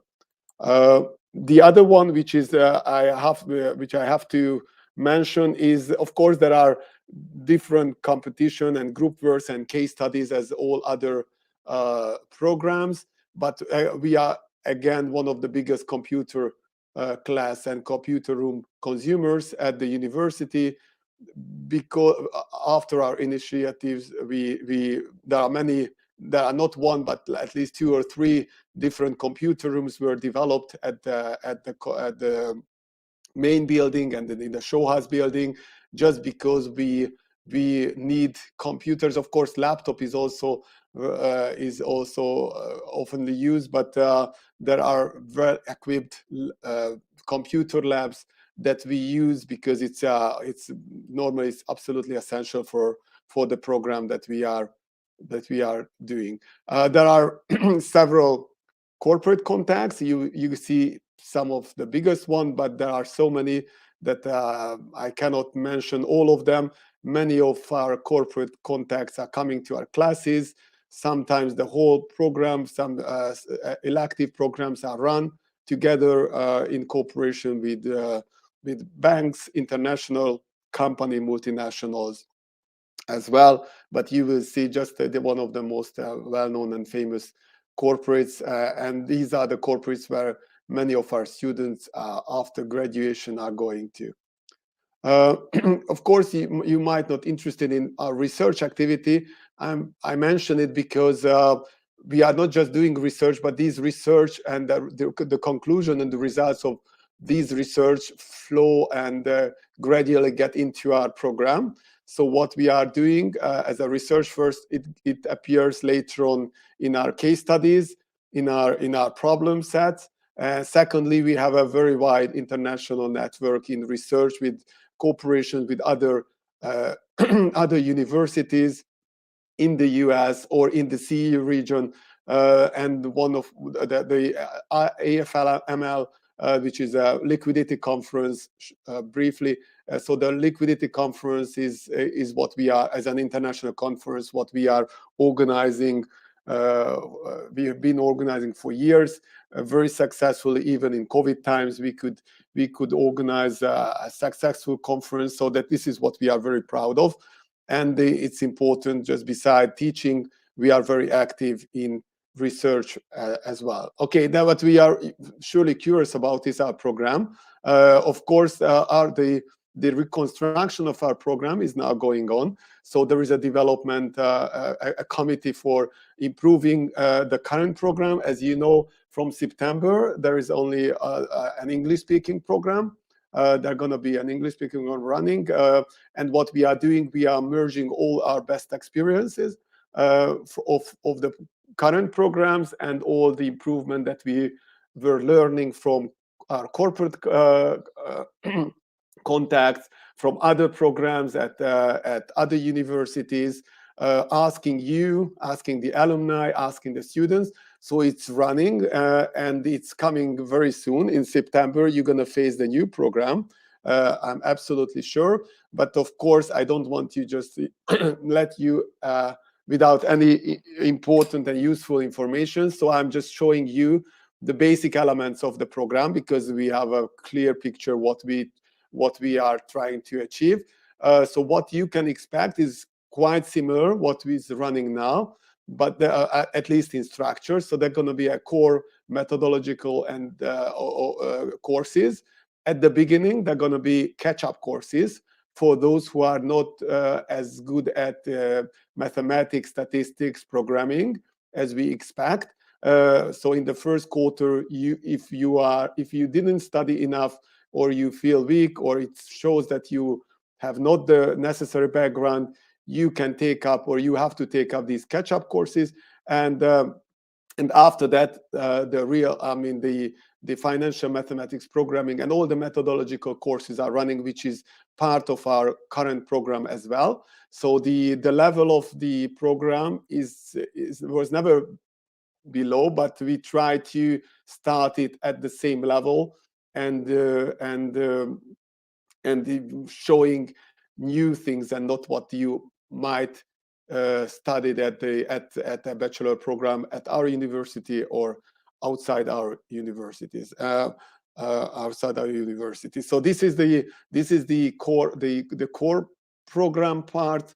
Then of course there are compulsory finance courses, basically about investment, international market, corporate valuation, corporate finance. These are core elements of our current programs. And of course there are electives, which are basically programming and financial markets, together with some, let's say, smaller courses with less credit, like behavioral finance or communication. So these are the topics what we are focusing on in designing our new programs and new courses. And as currently in the running Hungarian programs, we plan to have two specialized programs. One is for corporate finance, where financing, corporate finance, controlling, treasury, accounting, and equity venture capital financing is planned to be the focus. And as currently there is an investment analyst program, we are planning to continue this one, and which is there are more mathematics, more methodology behind it, and much more for financial markets. And these are the topics that we are focusing on. So this is what I can tell you now. Of course, it's a draft. It's a draft plan, a draft program, but there won't be any kind of big surprises relative to what I'm showing you, what you're going to face later on in September or even in the spring. Hopefully, we are going to be ready by latest March or April, and launch our program in this September. Okay, there are many. During the development of our programs, we ask our corporate partners what they think about the program. As you see, I'm just highlighting some of the most important sentences. As you see, our strengths is a little bit similarly to what Professor Telegdi told you just 20 minutes ago. We are focusing on, we have put a lot of emphasis on methodology, finance, mathematics, finance, statistics, but from financial point of view. So it's not just pure mathematics, pure statistics or data analysis, but it is for solving financial problems. And theoretical and practical knowledge is important, is mutually important, and we believe both are important. And we are doing our courses considering this principle. These are the sentences or the opinion of our students, because we had a questionnaire and we asked many of our former students just tell us their opinion about our program. And as you see, it's very similar what our company partners told us. It is not easy, but it is very useful. And the theoretical and practical knowledge what they received was very useful for their later career. There are many career opportunities. We ask our company partners what kind of positions they could imagine or they could create for our graduate students. As you see, there are all kind of positions, analyst positions, either in an advisory firm, corporate finance firm, at banks, investment banks. So these are the different positions that you can get after getting your degree, and of course it's not going to be easy. So why getting the degree? So as again, joining to Professor Moritz and Professor Telegdi, our program is not easy at all. Why to come? First of all, it's very interesting. Of course, I'm a little bit chauvinistic about finance, and I find everything very interesting what is finance related. It is very practical, but it's not easy. And if I can quote, you don't know, but my kids are doing judo, and there was a very old master, or we called it sensei, and where the kids were complaining about the judo is difficult, he always said that, okay, I'm just word by word, if judo were easy, it would called football. So it's of course it's a very chauvinistic saying about football, but it's I was always laughing at it because I believe it's a good analogy for the finance. If finance were easy, it wouldn't be finance. So it's finance is not easy. If you face an easy financial program, then please don't go there. Finance is difficult, but once you study and once you learn it, you get such a competitive advantage that others cannot have. So I spent several years at the commercial banking sector, and I always felt that if somebody is trying to catch up just because he or she didn't or didn't have a degree in finance, she or he never could do that perfectly, and had a weak feeling of not accomplishing a financial degree. So if once you finish it, you get something which makes you different to other economists, and I believe it's worth doing that. Of course, maybe I'm gonna have the same question as others had, whether it is you can work beside the program. We suggest usually not working in the first 2 semesters in the first year, because it's very tiring and exhausting, and maybe later as a part-time, and the university and the program is the number 1, and your job is the number 2. If you accept this one, then you can do that. This is the application process. There is a written test for 30 points. It's about basic corporate finance, and then comes an interview for 40 points, and all others, basically the quality of your degree, what you get, and all others, which add up the 30 points, and altogether the 100 points. I believe that's it. Thank you very much for your attention, and I'm ready to answer your question if you had any. First and foremost, Professor Walter, thank you so much for your presentation. We do have a question, actually. So Esther Harashni is asking, does the timetable allow for a full-time job while studying? Yeah, I believe I answered it at the end of the presentation, that we do not suggest taking a full-time job at least in the first year of the program, because then you will miss either your job or you'll miss the program. So there are several seminars which are compulsory. There are many homeworks. So it's very exhausting, and you will not enjoy neither the program nor your job. So of course there are many of our students having a job, but usually even they suggest other fellows and students not to take a full-time job at the beginning, rather in the second year than a part-time job. Okay, you have my motto: you have so many years just for working. Try to enjoy the program. Okay, we try to give you our best. Try to enjoy it. Thank you very, very much for the answer. Of course, thank you for your presentation, Professor Walter. And I believe we have come to an end, so I would like to say goodbye to you. And once again, thank you for being here. Thank you very much. Thank you. Thank you. And now I would like to invite Professor Attila Barta to introduce us to public policy and management. Hello.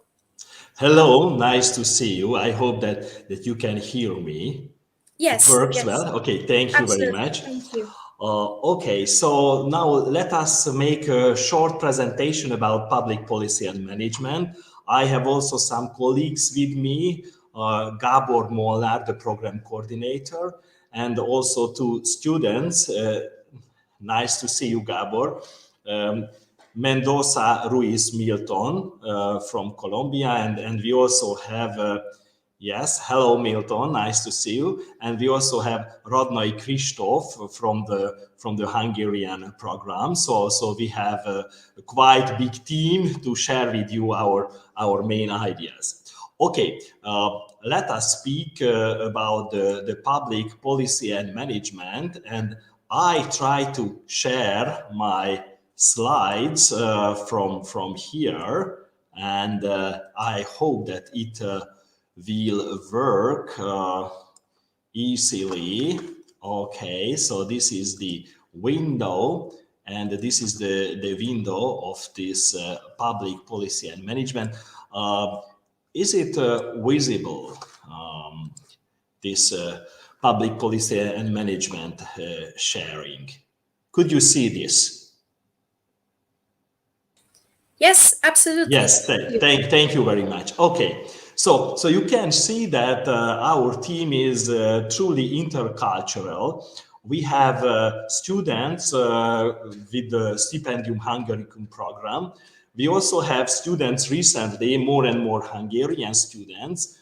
And we have from time to time students from Western Europe through the Erasmus program teaching. So all in all, this is a nice and highly international program. This is a big advantage. And in general, the program has a high international reputation. The other specificity is the practice-oriented learning. Our program has several international accreditations. One of them is the European Association for Public Administration accreditation. It means that we are in a strong professional contact with leading West European universities of the public policy, public administration field. In addition, we have established exchange programs with high-ranked universities, the so-called EMPA network, and we also have some double degree programs. In addition, they are under development with several universities. So all in all, the program is strongly embedded into the international leading, and we have global leading experts as guest lecturers from top scholars of the public policy and management fields. In the COVID period, unfortunately, it was more difficult, but we still had some online interactions or online presentations with global leading experts as guest lecturers during some courses. There are 4 specializations in our program. One of them is human development. As you know, from not only from the state perspective, from the public perspective, but also from a broader economic perspective and economic policy perspective, human development is a crucial feature of future progress, future development of our societies. So the human development related policies, health policies, education policies, in addition, some less popular policy areas such as the care policies are also crucial from the future development perspective. Another specialization is about the NGO sector and the civil society. We have a third specialization that has a focus on public policy analysis methods. And the fourth one is closer to the world of the business, regulation and competition policies. Actually, it appears from the labor market feedbacks that business actors also need our students because they have a specific expertise and knowledge concerning the behavior of non-market actors, state actors, and civil society actors as well. In order to get such type of knowledge during our program, we have some specifications, some specific issues in teaching methods or interactive teaching methods.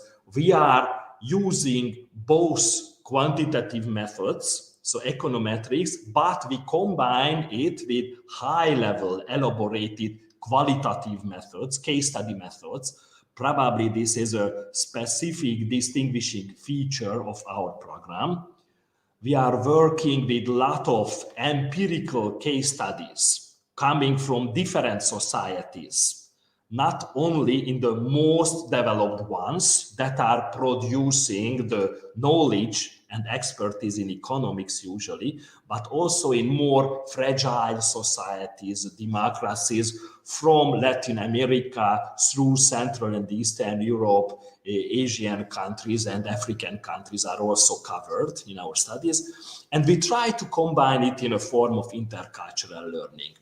Just some last sentences that what will happen with our students when they finish, when they have this program they require. Actually, there are three different types of labor market careers. One is the analyst track. Public agencies, international NGOs highly appreciate the knowledge of our students as analysts. The second one, slightly similar but more private business company oriented track, is the consulting track.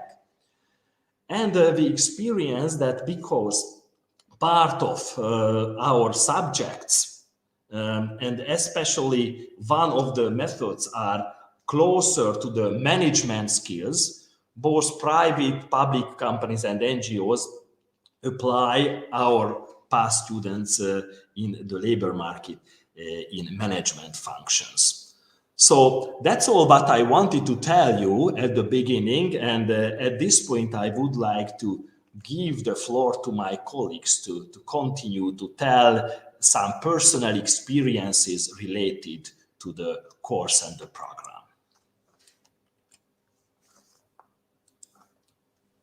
Okay, so I assume I will begin as a coordinator and an instructor within this program. So in preparing for this presentation, I started to think about what makes this program unique. Why is it the most challenging but also most fun part of my teaching job has been for this past 4 or 5 years? And I think the most interesting point about this program is the community of students that we attract. It's a very diverse group of students in terms of their nationality, but also in terms of their academic background.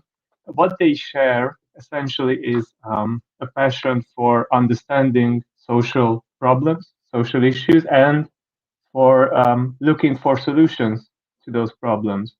And I believe what we do throughout this program is we enable them to acquire the knowledge and the skills to actually understand social problems in their full complexity, and also to be able to evaluate the various alternative solutions to those problems. And it's a very challenging process for all of us, but I also think that it's very enjoyable and fruitful after all for most of us involved on both sides. So what really makes this program unique, I believe, is that we offer a very complex training in not just the economics of social problems, but also the public administration, public management aspects, the legal and institutional context of these problems. So it offers a complex view of these issues, and also that we are rather flexible. A lot of what we do is tailored to the specific interests of our students. So whatever social problems, areas they are most interested in, they get to invest most of their time in learning how to understand and tackle those kind of programs. So yeah, I believe what really makes our program unique is its flexibility and also the complexity of the knowledge and skills contained within it. Thank you. Thank you, Gabor. Milton, can you tell some stories from the student perspective to our future students? Well, thank you. I would like to let you know that my name is Milton. I'm from Colombia, and I'm in the second year of studies in Corvinus and through the Stipendium Hungaricum. There are a lot of things that I would like to say, like very good experiences that I have lived in this year and a half that I've been in Corvinus. I'm going to try to be on point with my experience. So I am efficient with time management here. So I've been both in online and in-person classes, and I can say that the experience has been amazing. I think I found that the professors are very welcome and very open to hear the international students in the English language program for the PUMA masters.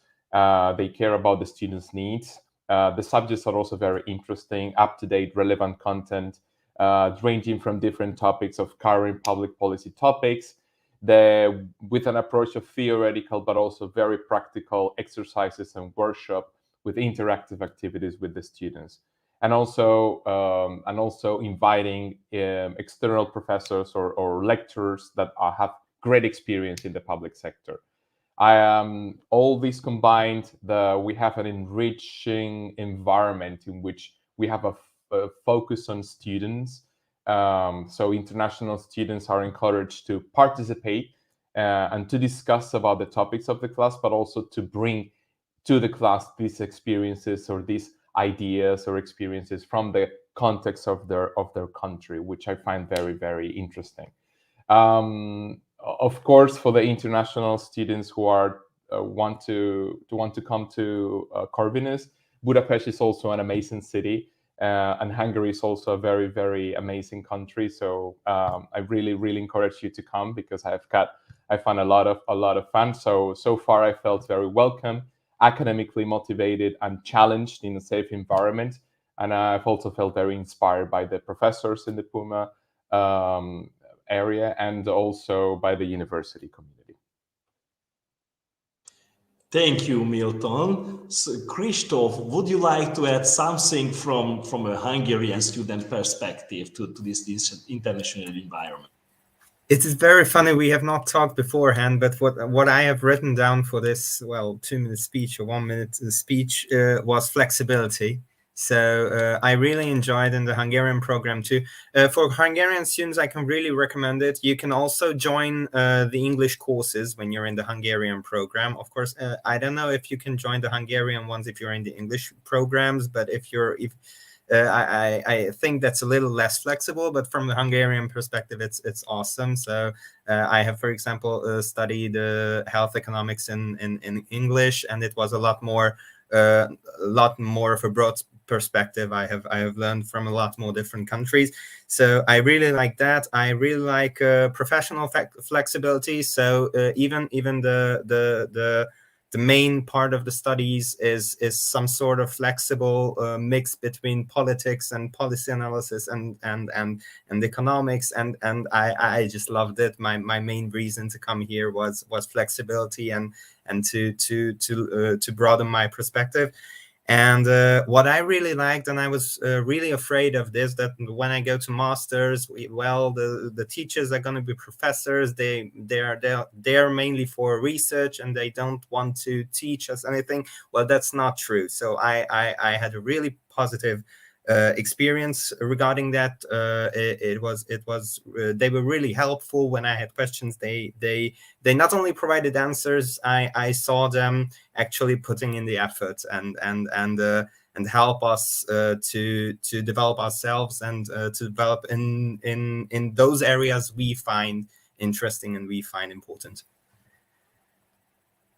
Thank you very much for our students for this nice comments, and I hope that it confirmed the interest in those potential future students who would like to come to the public policy and management MSc program. Actually, if I would like to summarize the whole story briefly, that why to come to our program, please do not forget that public sector activities are very huge compared to the overall GDP. So market is important, but what happens in the public sector from the regulation perspective, from the preferences of the public actors, and we do not have to consider it as a black box. When we are considering from the effectiveness of any economic policy, this is crucial to have a proper public sector knowledge, and that is what you can learn from our professors in an intercultural environment, in flexible and diverse teaching methods, case studies, and just one last sentence, that actually enjoy this intercultural community, because you can learn a lot also from each other. And our program is an excellent opportunity for this. So thank you for your attention. Thank you, Professor Barta. Thank you, students who joined as well. And of course, thank you to the coordinator. We do have a question. What are the SAM's requirements from Nargis Batvar? I think that these are not for us. Very probably this is for the next program because we are not in the CEMS. So thank you. Thank you. Then I think we can wrap up. Again, thank you so much for joining us and for your presentation. Now I would like to give the mic to Professor Zoltan Sabo, who will present the Business Informatics program. So please, if yes. Hello, Professor Sabo? Hello, good evening. Hello, we can hear you now. Thank you for joining. Thank you. I will start the presentation.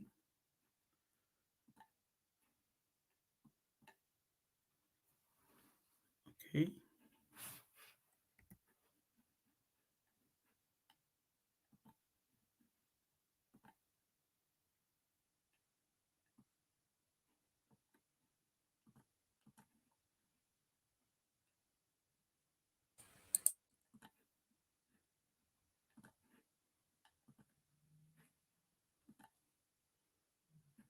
Can you see? No, not yet. Not yet.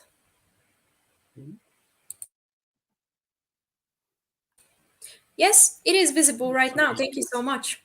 Okay, thank you for your patience.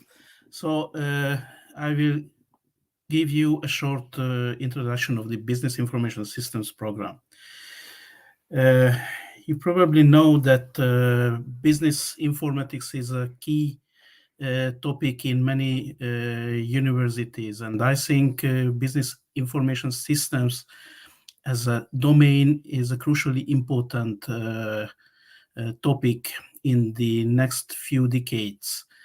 Information systems is all about designing, implementing, and managing IT resources. And the business informatics field is really broad and dynamically changing and developing area. And it offers really interesting and really good potential careers in almost every industry for the future students.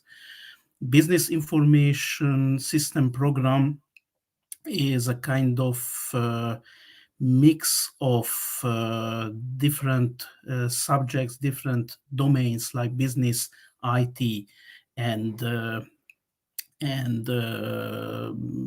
managerial studies. So we offer you a really unique balance of this IT management as business-related topics to ensure that our students have the necessary skills and expertise and competence they need in the industries of the future.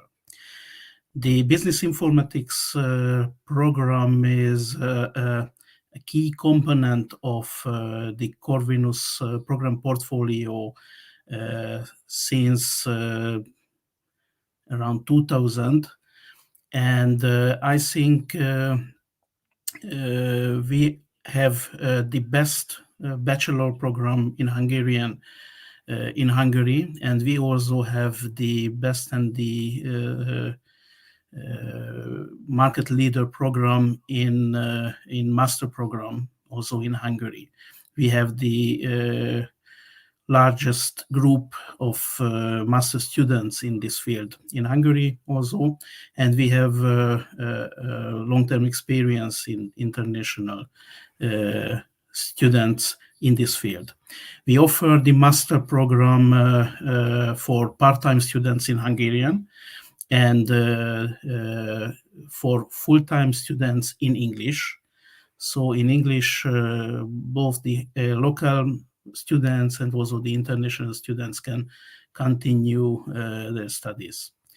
Our institution also offers a PhD program, so you can continue your studies here after the master studies. IT is a very important topic because in most of the industries, IT will be the key component of competitiveness. So IT competencies are really important. And there's a growing need for experts who have experience and knowledge both in business and IT.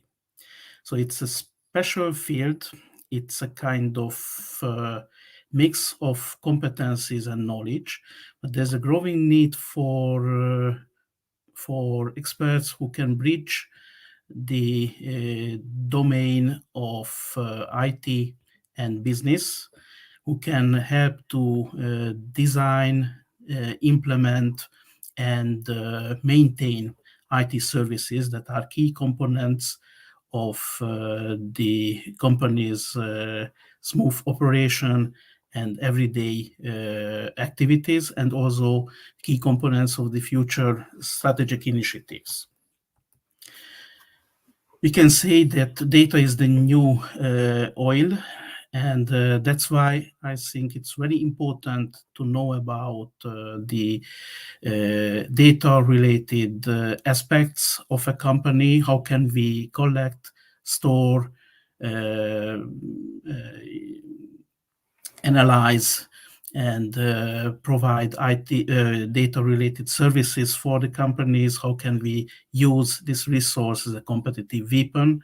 How can we maintain and develop IT-related resources to improve the competitiveness of the company? So that's why this topic is very important. What we offer you in this program. In the first semester, there are many compulsory subjects. First one is the computer science, that is a theoretical course about the computational background of IT, about the mathematical background of IT. That will help you to understand the quantitative and other components of the curriculum. We have two business-oriented subjects to extend your knowledge in the field of finance and management, because it's very important to understand the business and to understand the business operations, business aspects, especially the finance department, that is a key customer of IT services. We offer also two IT-oriented subjects here. Software engineering is about designing new applications, modeling the business needs, and preparing the necessary models and specifications for the programmers. And also about managing IT development projects. Process management and ERP is about improving processes, business processes, using IT applications, and also about application integration and enterprise resource planning integrated applications. In the second semester, theoretical course is very important, that it's a quantitative methods that will provide you a solid base for business intelligence related activities and also business analytics related studies. It's about multivariate statistics and statistic methods. Advanced corporate finance also give you a deep insight into financial aspects of the business operations. And there are many IT-related subjects. Network technologies is about programming in Java.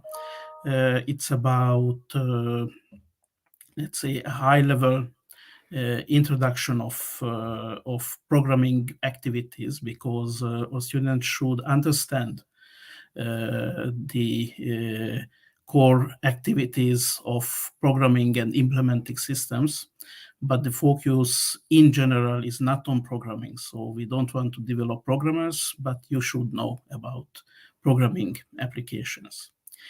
IT security is about risk management, IT-related risk, and security-related topics.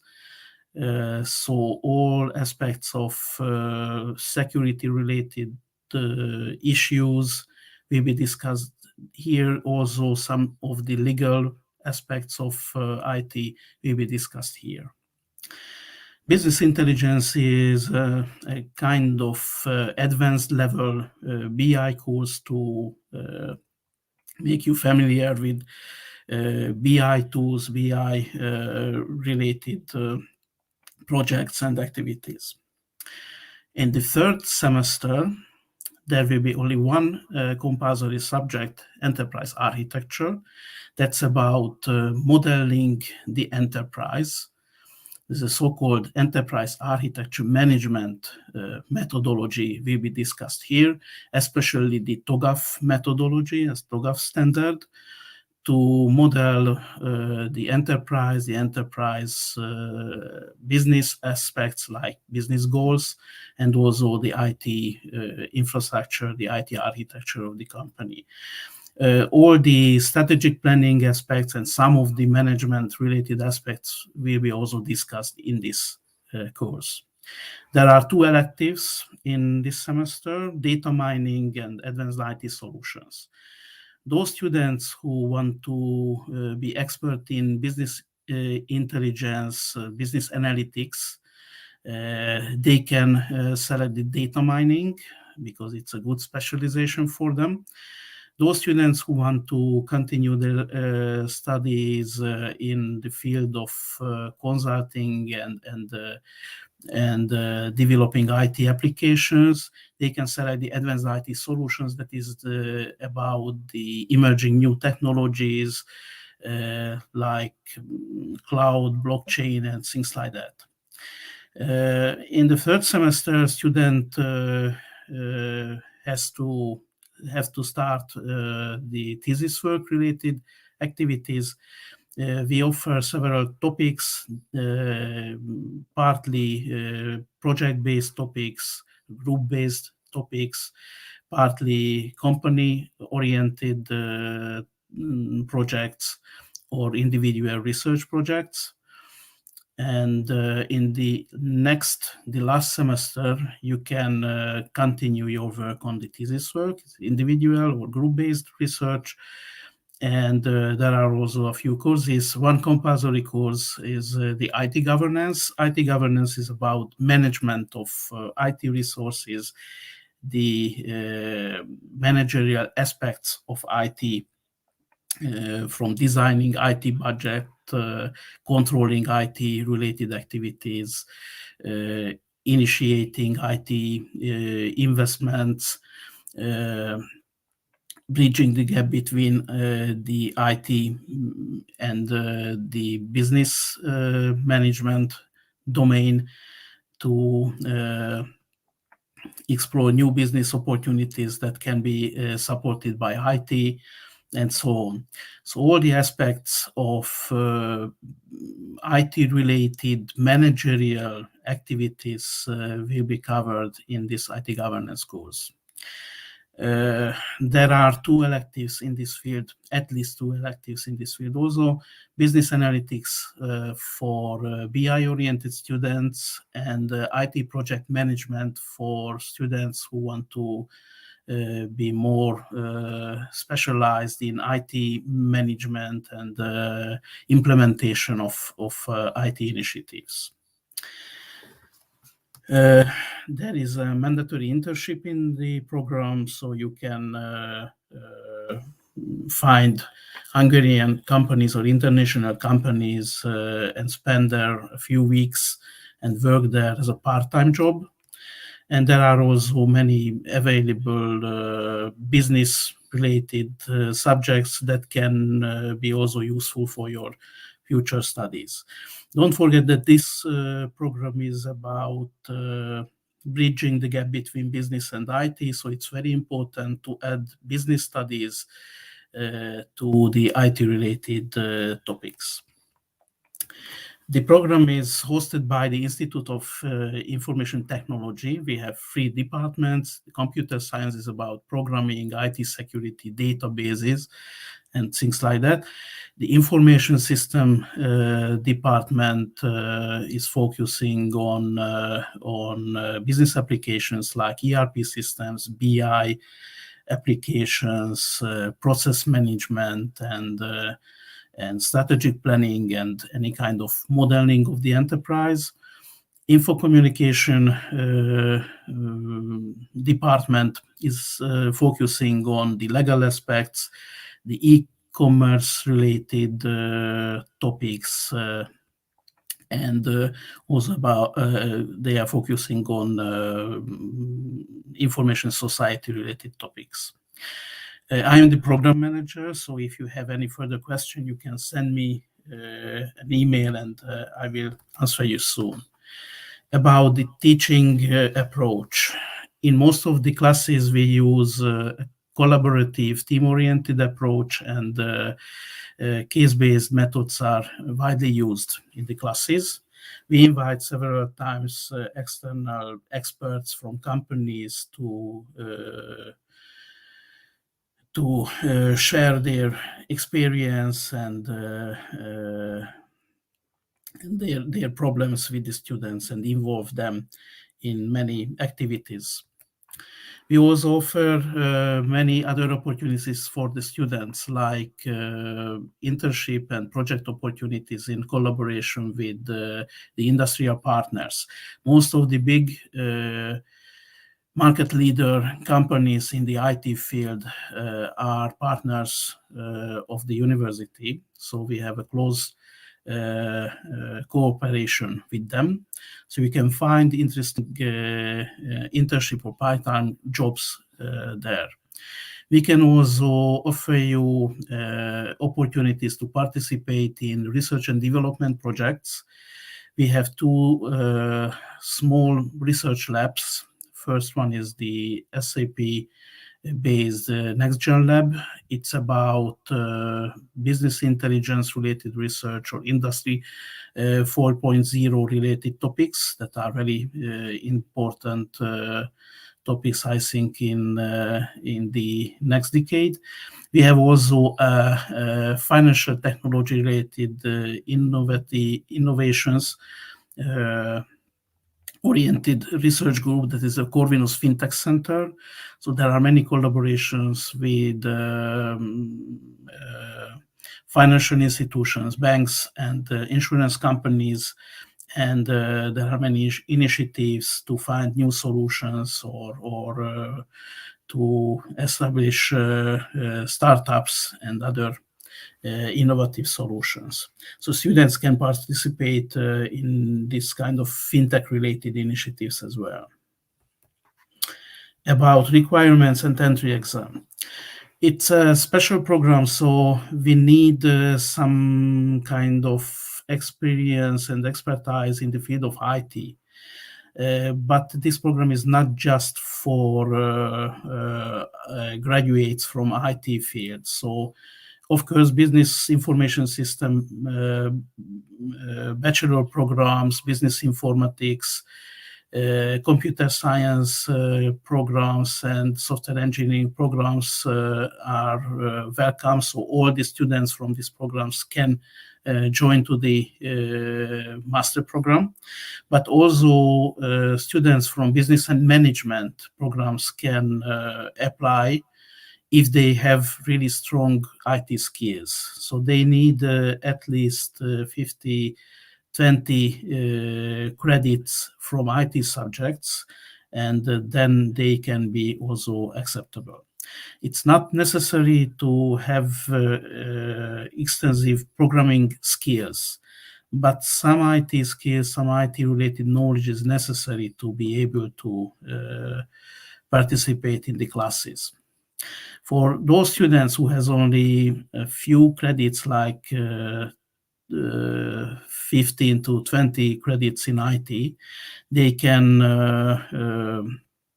find additional courses here at the university in the field of IT, and they can extend their knowledge in programming, database management, system development, and so on during the program.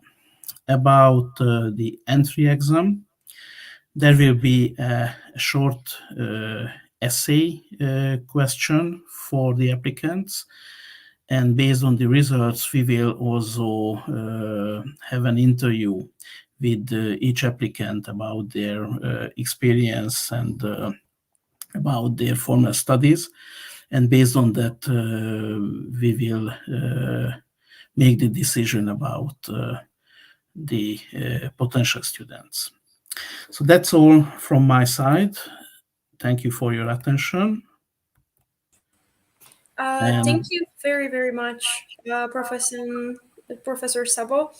It was a very informative presentation. We do have a few questions. However, we ran out of time, so we will answer them in written form. Thank you once again. And now I would like to invite Marton Peti, who is the Program Director of the Regional and Environmental Economic Studies. I do give the floor to hello. Actually, it's going to be me, János Kocsis, on Szécsi, and I would Kuntepe, a student of ours, and we're going to have the presentation and starting to share the share screen. Yes, just a second. And this is the one we're sharing. So, welcome everybody. It's visible. Thank you so much. Great, thank you very much. So, welcome everybody. We are here to represent regional and environmental economics at Corvinus University of Budapest, and we are very happy to present you why it is worth considering us as an option for further study of yours. So, just a second. And now, so regional and environmental economics. So, you know, we're living in a very changing world, which is urbanizing fast. We have loads of problems with the environment, but we have loads of opportunities and challenges. And we are giving information, we are giving studies, we are giving lectures on how to deal with them. With environmental resources, sustainability, economic challenge, and combine it with the territorial approach, because we're living more and more in an urban society. As to further possibilities after finishing our studies, we now facing an enormous demand on behalf of local municipalities, environmental agencies, governmental agencies, and private companies, investors, who are dealing with environmental and urban affairs and regional development. The next slide, please. So, yes, Anna Szécsi. Thank you. I would like to say just a few words about the environmental aspect of the program, because that is where I am teaching. So I think that the environment, sustainability, climate change, these are really hot topics nowadays. I think we can all agree on that, and there is really increasing interest from policymakers, from business, from all aspects, I think, about these issues. And from our perspective, what is important is that environmental issues can't just be and shouldn't just be thought of as questions for natural scientists and engineers. But it is at least as important to consider these things from an economic perspective, in order, if we want any workable solutions, if we want to be able to reconcile the economic and the environmental dimension of sustainability, we have to ask ourselves questions like, what is the cost of protecting the environment? What is the cost of not protecting the environment? And how can we identify those solutions which minimize the costs and maximize the benefits? And that is what we are teaching in this program. So, of course, if you come here, you will also be able to learn a little bit about the environmental issues themselves and the natural science background.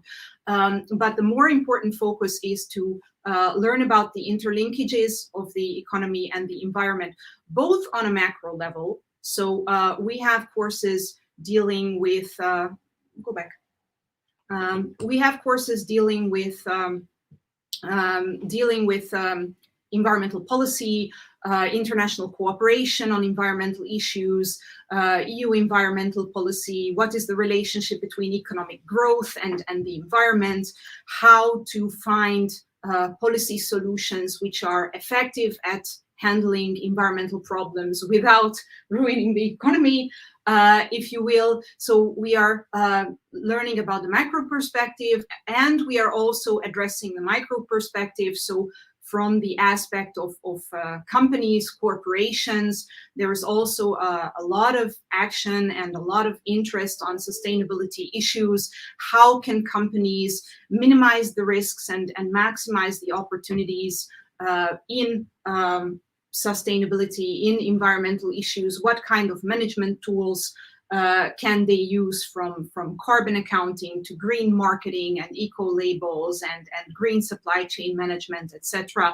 So if you are interested in these things, our program, I think, is trying to deliver a really multifaceted approach to this issue, and should set you up to be in a position where you are able to work either with a government agency or a policy-making body or an NGO, but also in the private world, in the corporate sphere as a sustainability expert.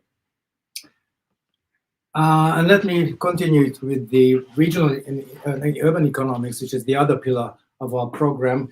And nowadays, I think it becomes very obvious that the spatial territorial aspect of society and economics has become very important, as cities and urban environments have increased their importance in production and economics and as an environment to live in.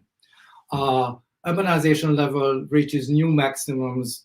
On the whole, more than half of the population of the Earth lives in urban environments. So we have a very strong urbanization in many areas, but whereas in other areas we have a very severe depopulation, which creates also problems, but again, challenges and opportunities as well. And in dealing with all these issues, challenges and problems and social and environmental aspects, the economic and social patterns have become important aspects in planning, whereas planning used to be more or less regarded as an architectural or scientific field, and other aspects were seen like soft factors. It turned out that these soft factors could be more severe and more important than the others. So in preparing programs and in preparing policies dealing with urban issues, regional issues, in correlation with livability, with environmental issues, the experts with knowledge in social, environmental, and management and economic aspects became key parts of working with such issues. So what we offer is a knowledge which could be used in governmental bodies, municipalities, private companies, and the like. Our program contains a lot of subjects related to such issues: regional development, urban planning, regional economics, climate policy, public administration, with the various methods and approaches that can be used to scrutinize and analyze the situation and offer policy solutions to them in various environments. we try to focus our studies not just in European context, but give a worldwide view. Whereas, of course, because we are situated in Central Europe, our primary knowledge is about these areas, whereas other aspects of other countries come into play. Please, next slide. As we have mentioned, there are lots of opportunities, and we have found a lot of opportunities for further work in public sector. So our students have no problems in finding jobs later on in public sector, in business sector, NGOs, as Anna mentioned. And I think there's a growing need for planning or for other related jobs with our program. And next, still, please, and give the floor to Anna for a while. Okay, so we also put very great emphasis during the program to provide practice-oriented education. So we have a lot of guest speakers regularly who come from areas where they are dealing with these issues on a day-to-day basis, and can really introduce the students into how these planning processes and corporate processes work in real life. We have a lot of field programs. We try to be innovative in our teaching methods. So we use, for example, the Harvard method. We teach GIS, geographical information systems, and we try to involve our students as much as we can, also in research projects during their studies. And because the time is running out, so I would like to give the floor to Daria,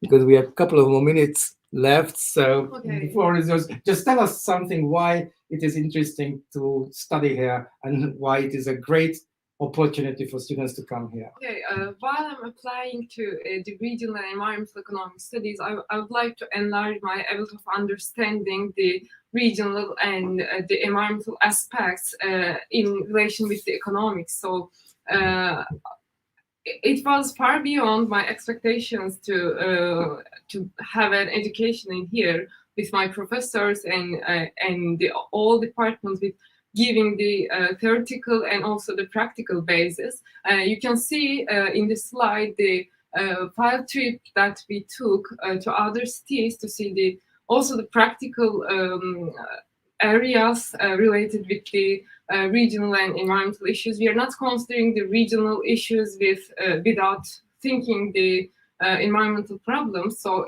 it's really important for me to take both aspects. So with those, I'm really satisfied with the program.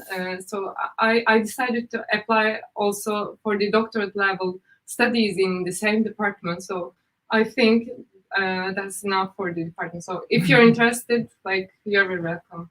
Thank you, Heike. Just let me get back. So to come to this program, please apply. And if you have graduate studies in economics, agriculture, business-related degree, but any other field that is related to environmental, regional planning and issues are welcome. So if anybody has any questions, I open the floor for Q&A. Thank you very much. Thank you for your presentation. It was absolutely great. It gave a lot of perspective. And I do also invite the audience to ask questions. Right now, I do not see comments in the panel. So if you would like to elaborate on anything that you might have skipped or you haven't mentioned, but you would like to, I give you back the word. But if there is not anything, I can also forward some questions, of course. I would like to again emphasize that our program is very much practice related. So we not just introduce problems and issues and policies in theory, but we try to show the field, the projects, and involve the students in work with professors and the like. So we're trying to emphasize that practical aspect that can be used later on in the practical life and as experts. So just to give a different perspective to the knowledge that was given during the course, the theoretical knowledge. Thank you so much. Thank you. Would you like to add anything? No? All right. Then I only wanted to ask, as maybe as a wrap up of this presentation, what are the most common career paths to graduates, or do they tend to go for PhD afterwards? What is the tendency? We have lots of students who continue their studies on postgrad level, so like doctoral level. Yeah, but there's a growing market, as I said, for this knowledge, like fields in urban development. So we have agencies in Hungarian and abroad that require that knowledge. And I also know a couple of students who ended up in Hungarian companies because Hungarian companies need a knowledge, an international knowledge. So working for instance, European programs in environmental issues or urban development issues, or combined like sustainability, urban sustainability issues. So we have that sort of career path for our students. But NGOs are again a big pool for jobs as well. Development agencies, we have many students who ended up like planners in policy making, or ministries. Again, they have offered lots of jobs for students that have graduated at our department. Yes, and we also have people in the corporate sphere, so who are working with multinationals in their sustainability departments or in their CSR department, or who is working, for example, for the Business Council for Sustainable Development or V4 Group for Sustainability. So there are also these business organizations who need increasingly sustainability experts. So I don't think we have any unemployed students. No. And so like in urban issues, the property investors need a lot of knowledge, like the ones we can offer. Our students have knowledge in that it can be very much useful for developers, investors in various fields. So anywhere where there's some sort of investment in infrastructure, properties, as I mentioned, and the like. Thank you. That was a great answer and a great end to your presentation. It was brilliant. Thank you once again to your professor, your colleagues. Unfortunately, we have to wrap it up and get to the end of it. So I'm wishing you goodbye. And again, thank you very much. Thank you. I would like to give the floor to Bernadette Lechoczki, who will introduce the International Relations program. Hello. Hello, Ina. Thank you. Thank you so much. Yes, and my colleague is also here, Tamás Matura. I think I will start with a short introduction on the program, okay? So, may I start?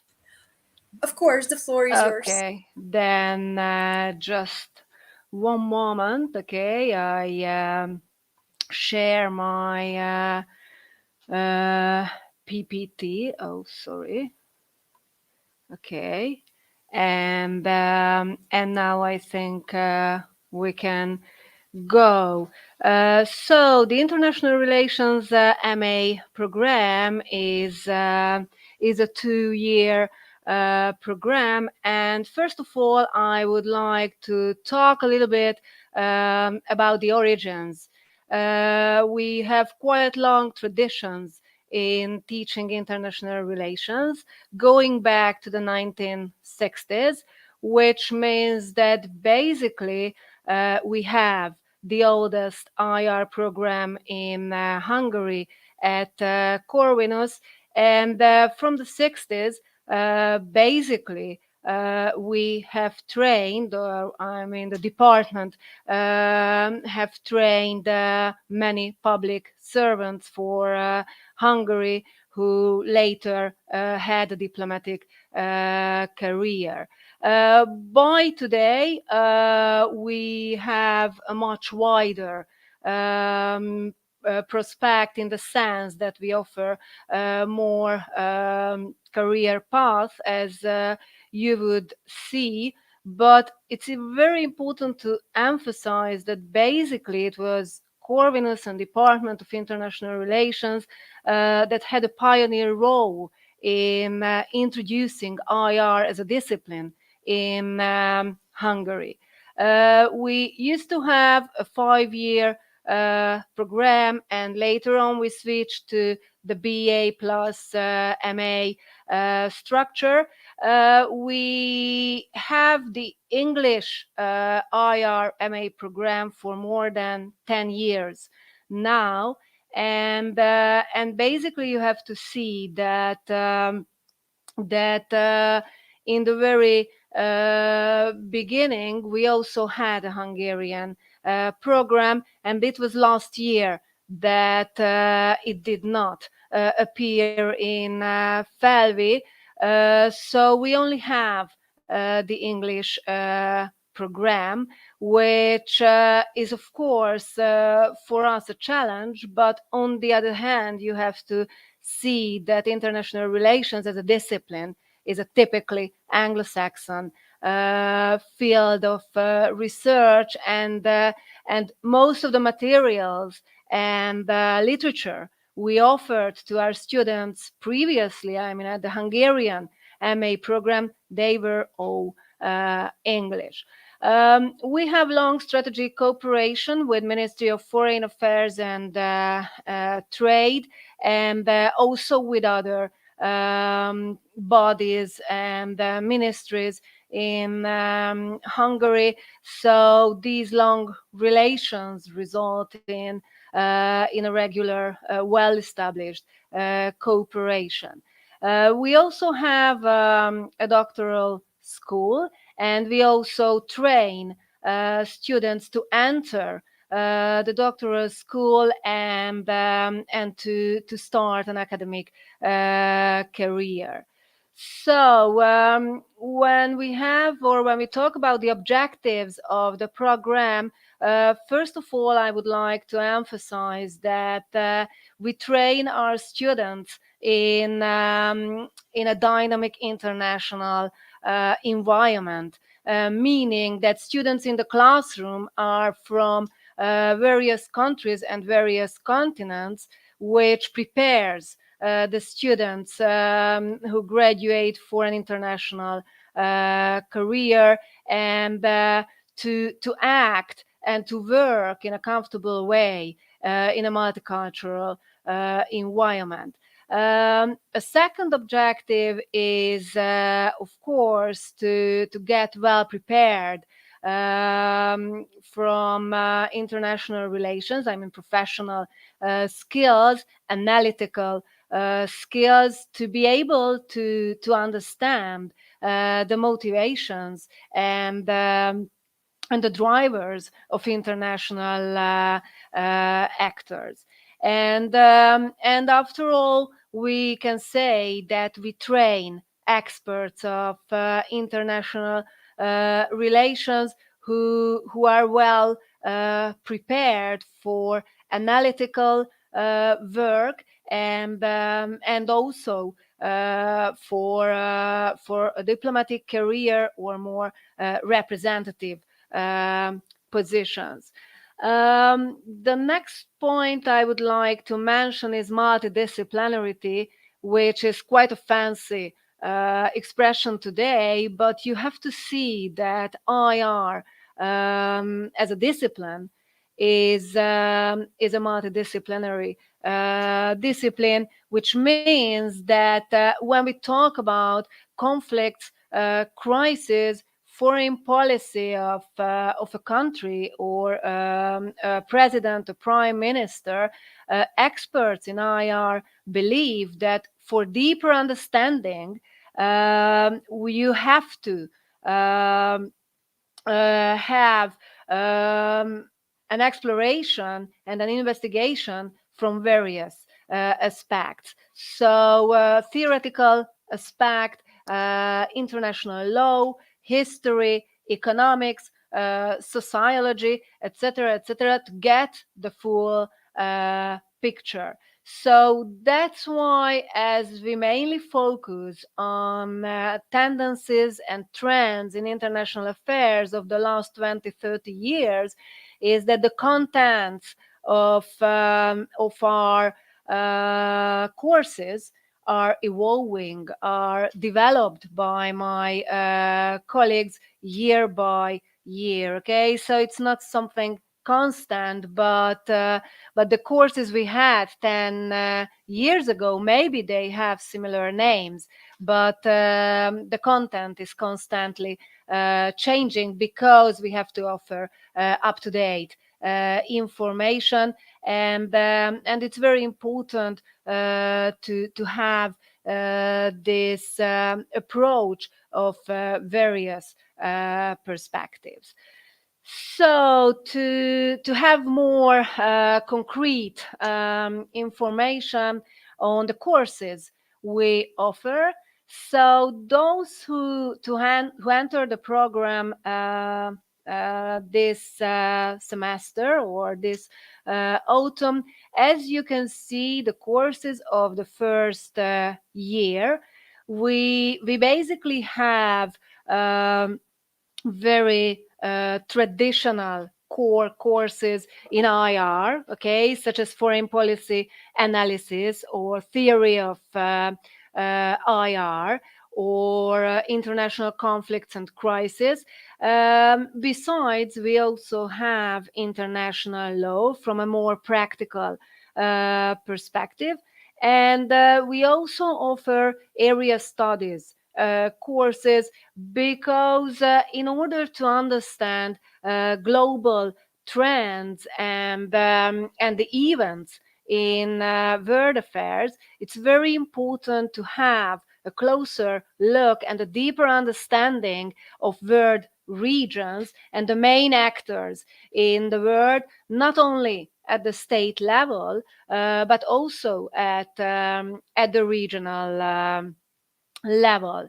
In the second year, we offer two different specializations, diplomacy and East Central Europe. Here you can see the exact courses belonging, the core courses belonging to the specializations. I do not read them out. Diplomacy is a bit broader perspective, preparing students for an international career, but not only diplomacy in its traditional sense, but this is more traditional IR, so to say, basically reaching out, as you can see, to global affairs or global challenges such as sustainability, international law, international organizations, and crisis management. Okay, so diplomacy it gives a broader perspective. Meanwhile, East Central Europe specialization is more specific, okay, focusing on the very region we live in.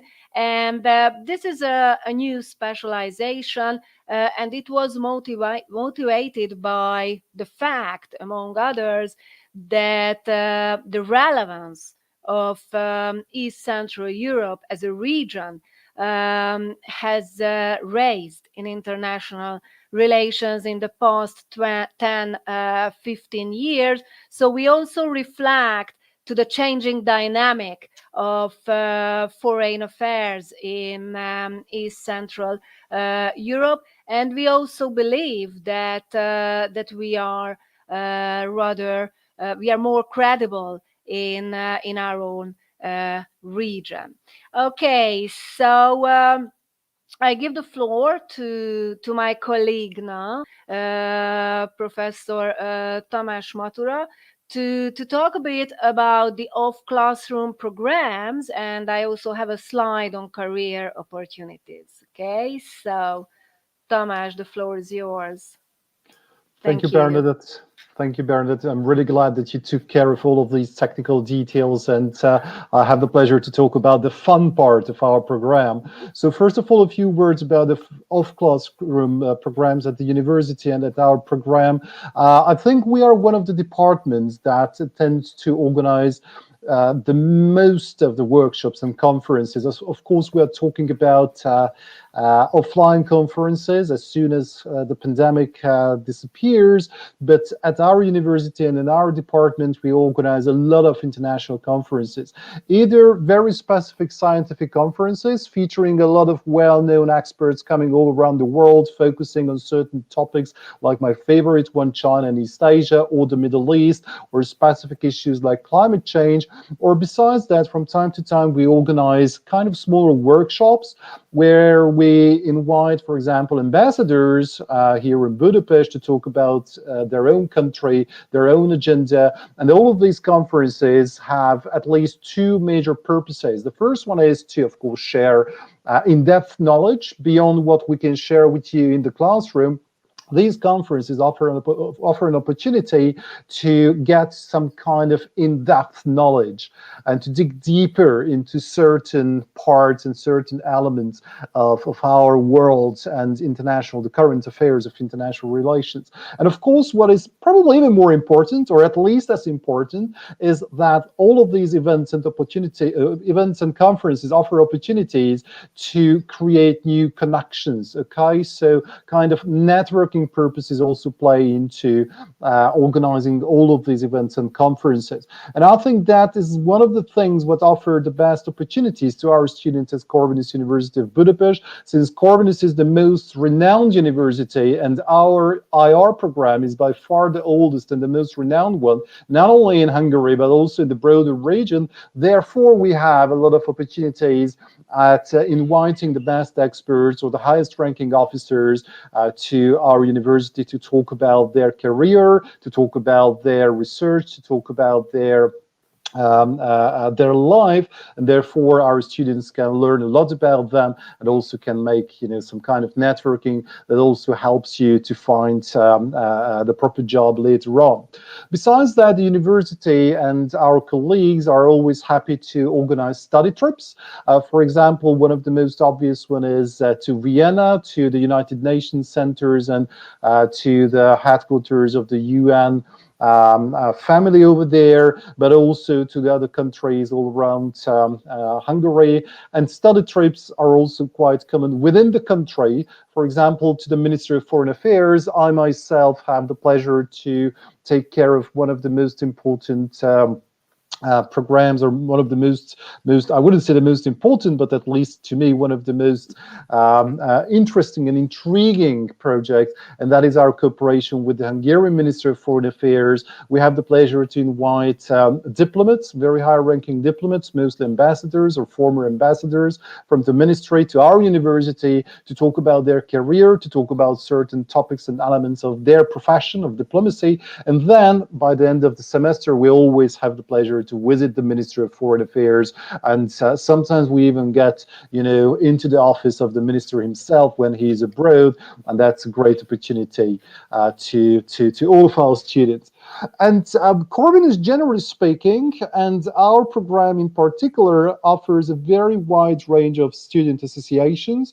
I think there are so many of them I couldn't even make a list. So our students are quite eager and quite motivated either to organize or to join all of these student associations. I think that's also a great opportunity to make connections with other students with whom you will join the same career for the next 40 years, and also to to find new friends abroad through the student associations. And if we jump to the very last slide we have today, this is about career opportunities. International Relations Master Program and International Relations programs in general, as Bernadette has already mentioned, are interdisciplinary programs. It means that you will have the chance to choose your own career pathway. If you are interested in diplomacy, you can join the Ministry of Foreign Affairs, either here in Hungary, if you're a Hungarian citizen, or back in your home country. If you are interested in working at other departments of your government, that's also an option.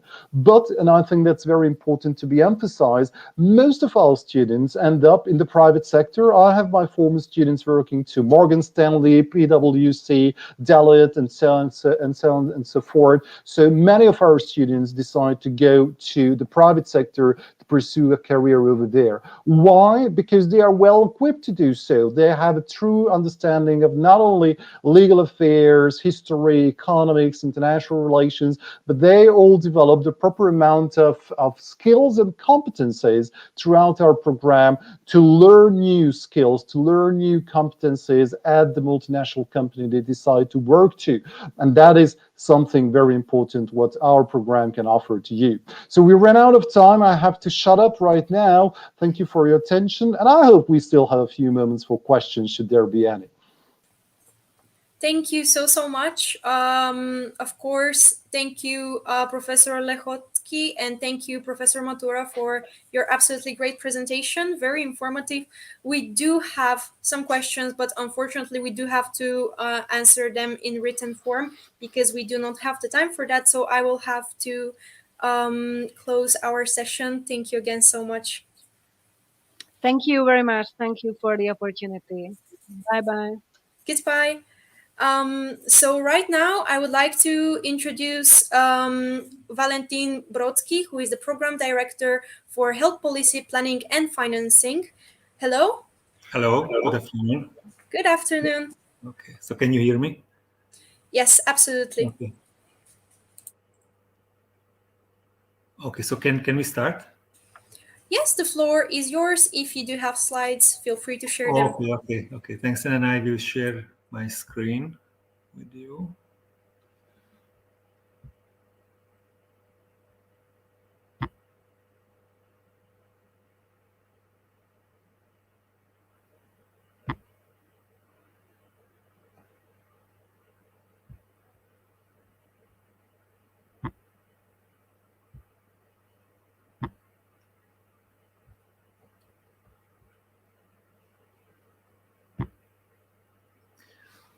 Okay, so I hope you can see my slides.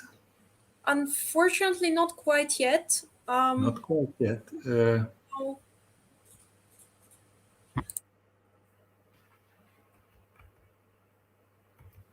Okay.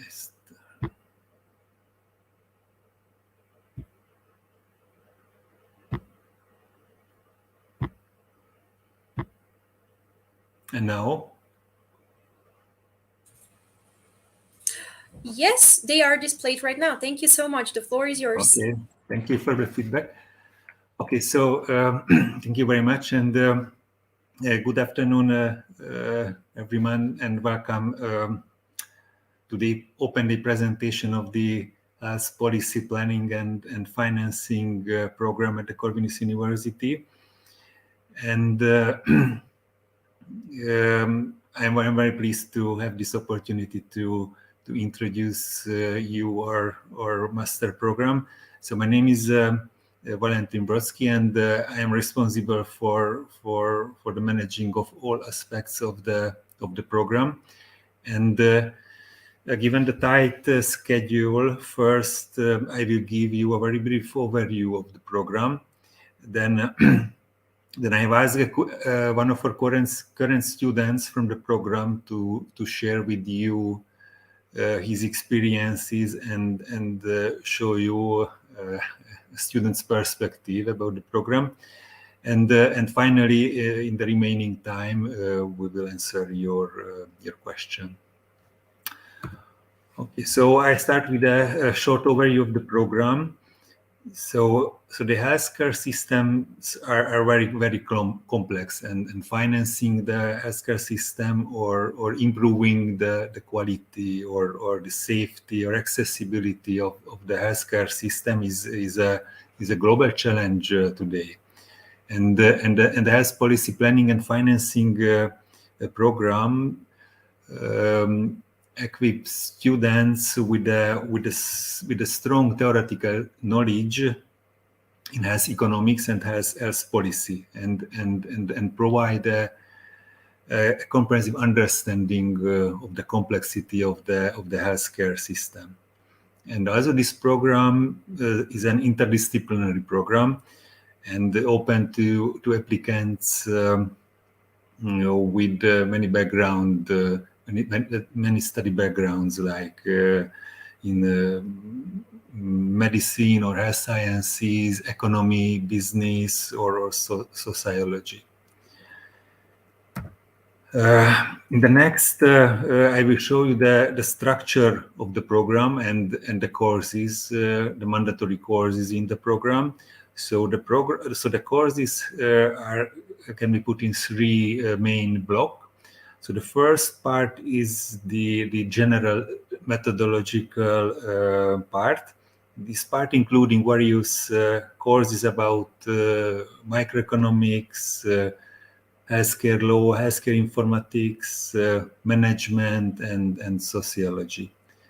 The second part is related to the health policy issues, covers health policy topics, and here you can learn in detail about different aspects of health policy, like the decision making, the financing, the project management, or strategical planning, or statistical aspects.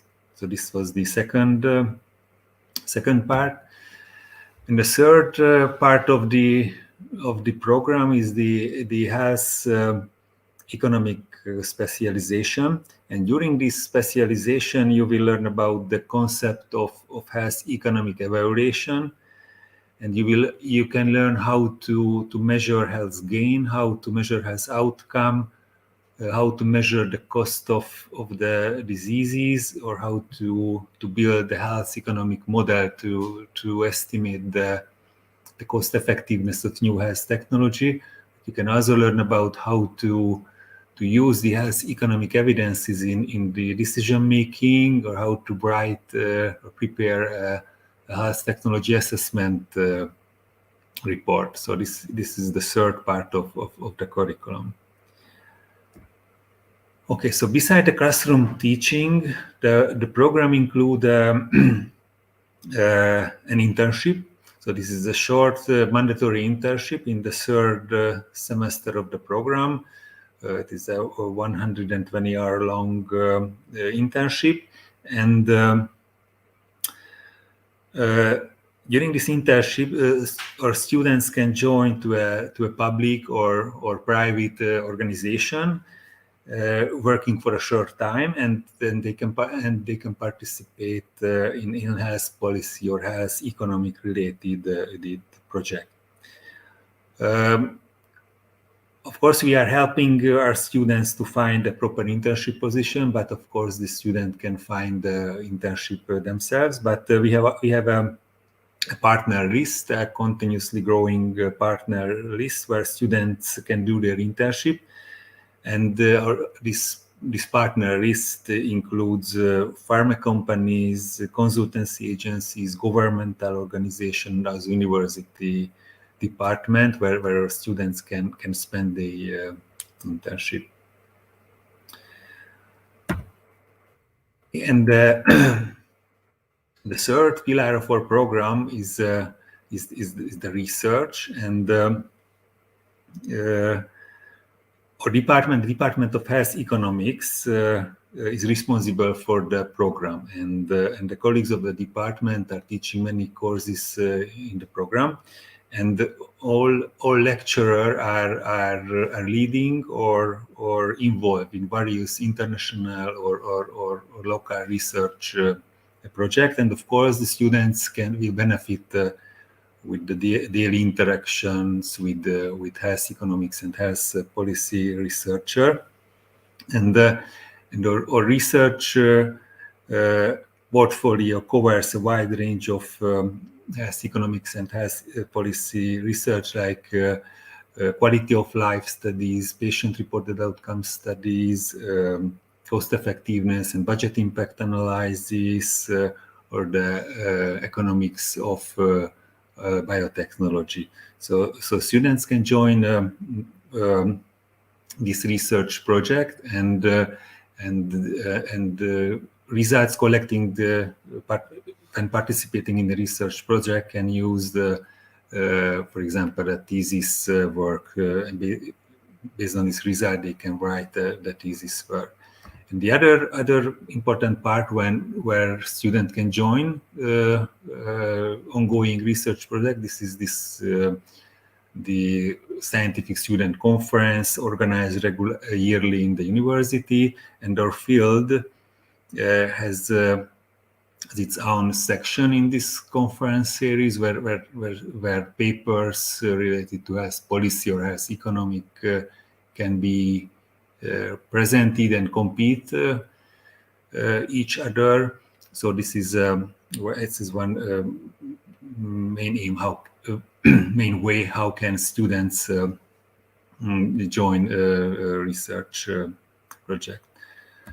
So in this short presentation, I have briefly introduced you the three main pillars of our program: the classroom teaching, the internship, and the participation in the research.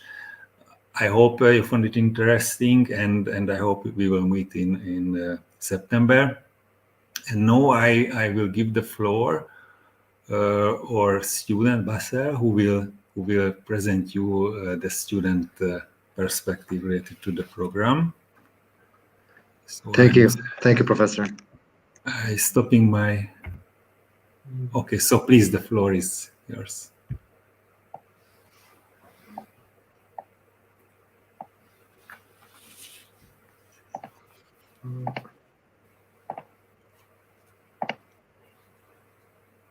I'm trying to share my slides. I'm sorry for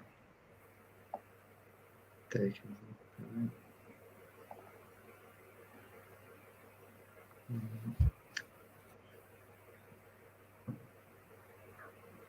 Well, until it uploads, it's still processing. My name is Basil. I'm a second-year health policy planning and financing student. I'm also the president of the Health Economic Circle, which is our student association, and I'm very happy to be here with you today to talk to you about what I've been doing for the last 1.5 years. So I'm gonna talk a bit about our program and expand on also what Professor Valentin already shared with you. It is a multidisciplinary program, so you will be learning a lot about the healthcare industry, healthcare financing, healthcare policy, health informatics, and also you'll be learning a lot about economics, healthcare economics specifically, since it's very unique and different, and a lot of the rules of regular economics just doesn't apply to the health care industry. So it's kind of a unique program that combines the healthcare industry and economics, and I find it quite interesting, and I'm really enjoying it so far. So you will be studying for 2 years, full time, 120 credits.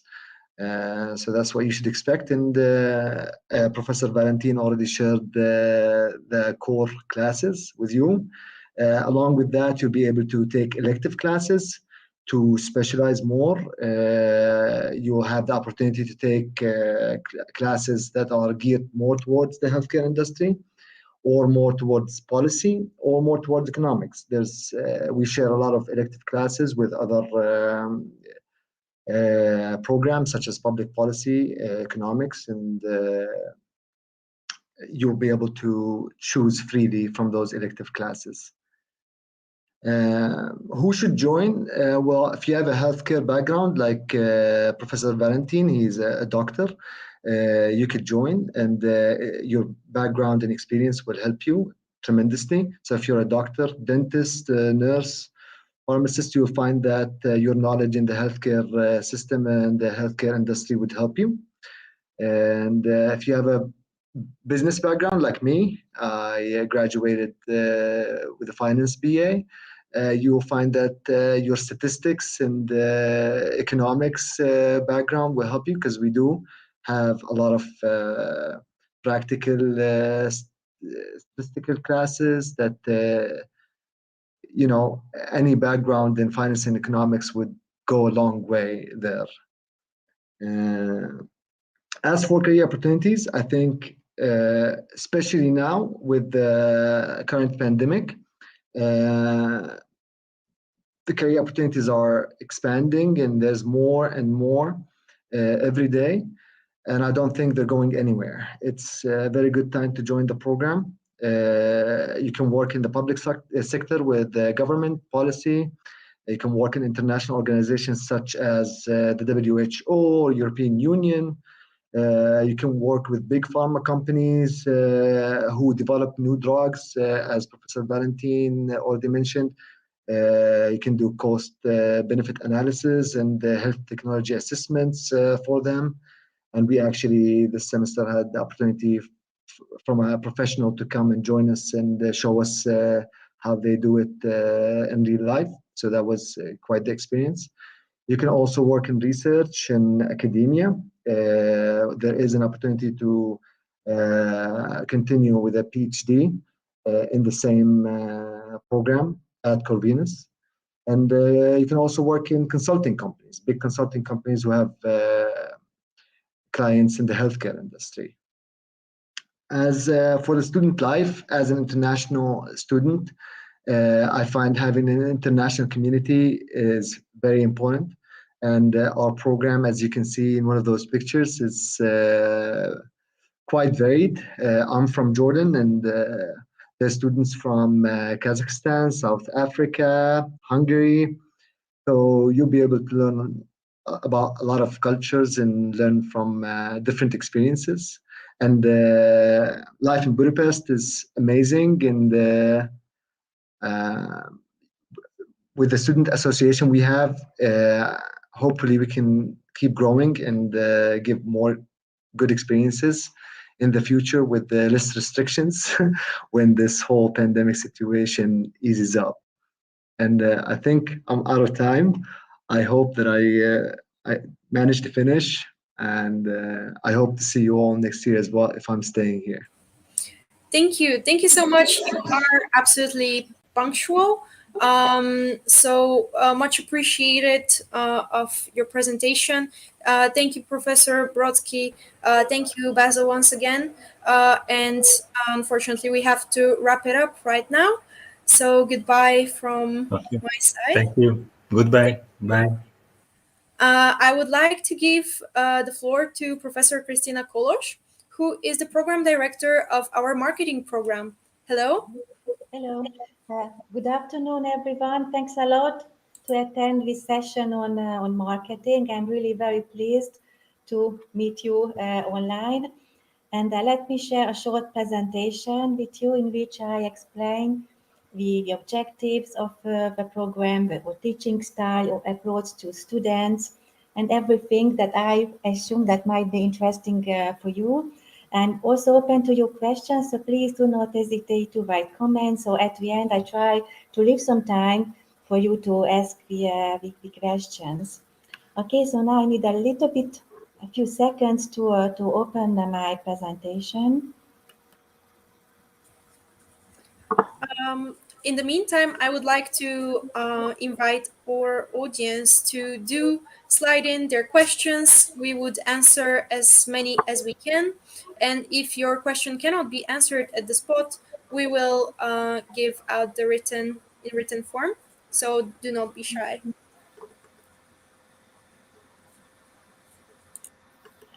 Let me ask you if you can see the the presentation? Yes, absolutely. Thank you so much. The floor is yours. Thanks a lot. So my name is Kristina Kolozs, and I'm a professor of marketing here at Corvinus University. And I'm also responsible for managing from the academic side the marketing master program.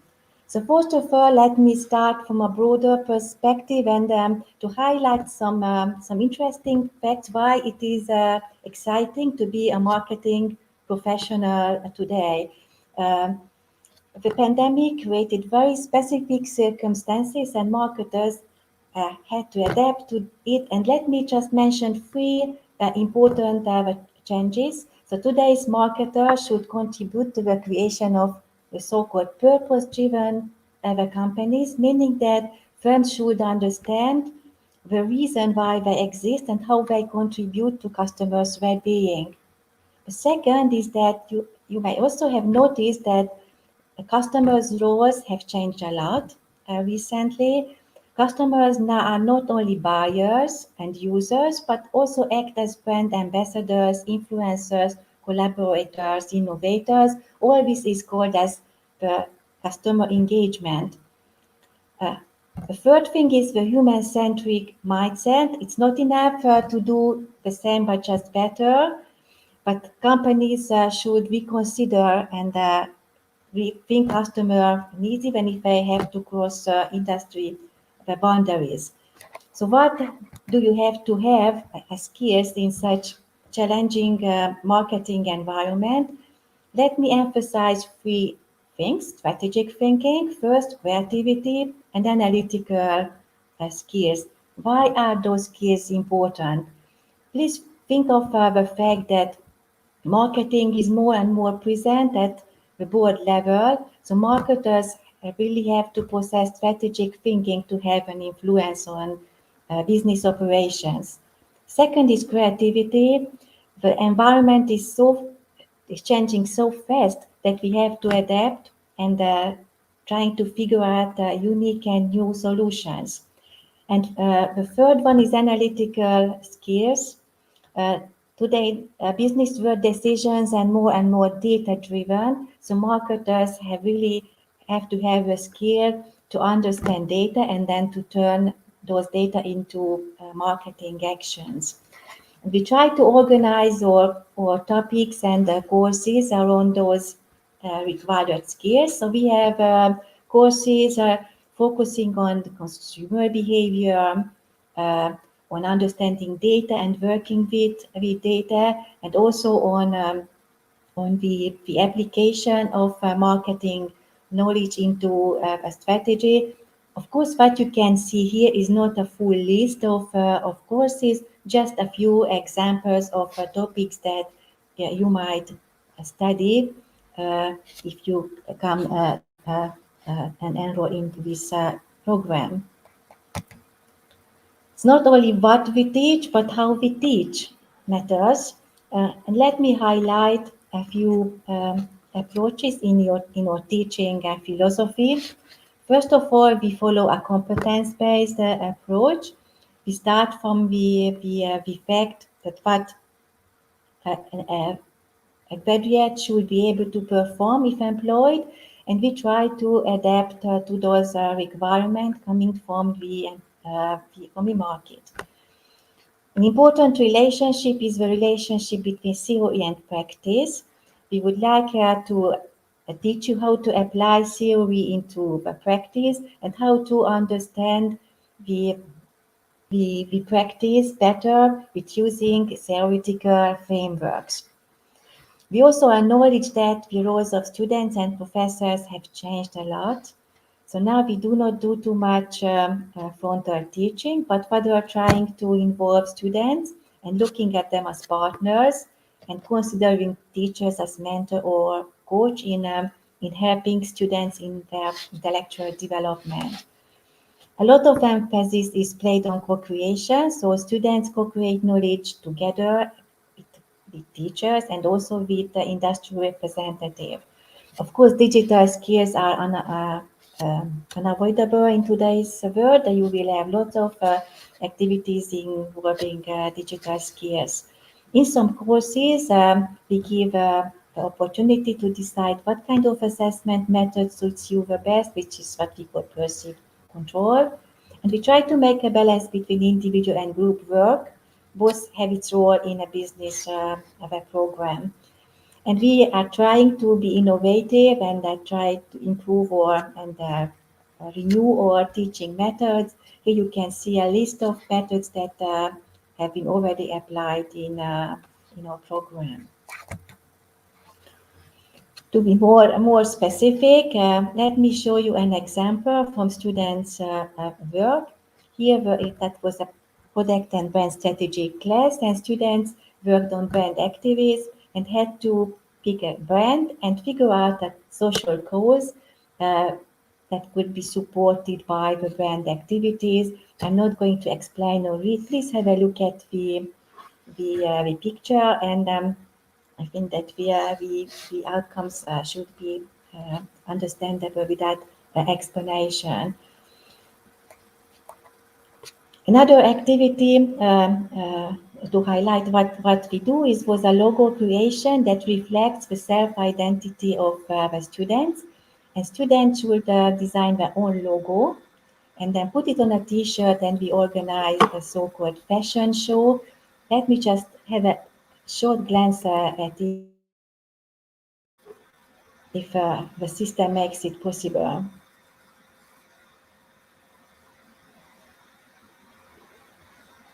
No.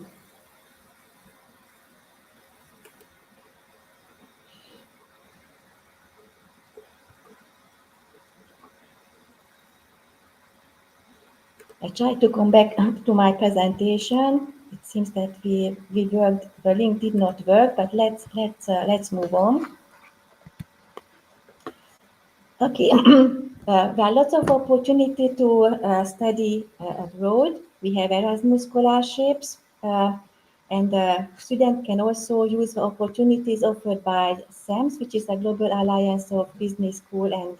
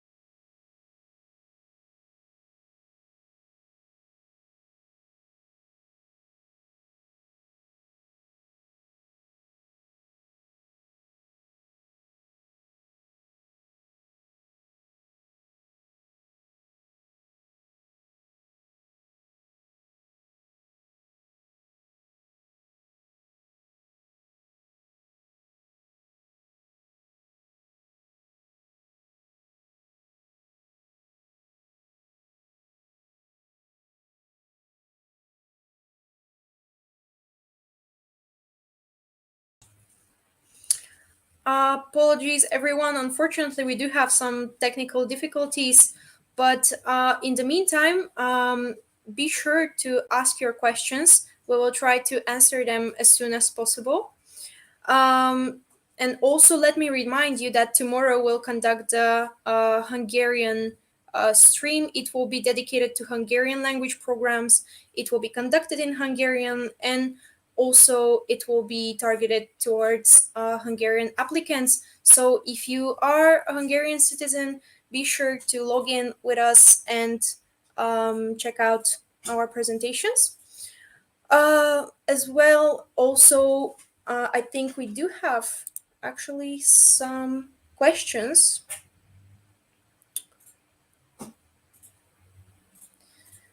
We do see your questions, but we will answer them as soon as our marketing program leader is back, so the expert can give an answer to you.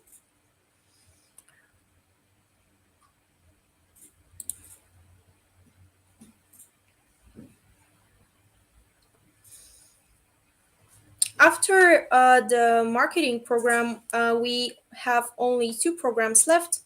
We will see the sociology program, marketing program, and we will see the communication marketing program. Hello, can you hear us?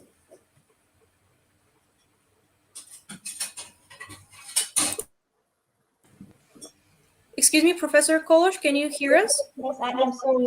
I had a short interruption, but I'm back again. No worries, no worries. Do continue, please. Okay, so I'm ready with my presentation. So if students would like to ask questions, it's the time to do that. We actually do have questions. So Vivi Vodosh is asking, is marketing available as a correspondence course as well, or only full-time training is possible? Only full-time training is possible. Thank you so much. So that would suggest that it is not quite suggested to do some full-time job beside it. Mm-hmm. Thank you. Mm-hmm. Do we have any other questions? I do invite the audience to ask if they would like to.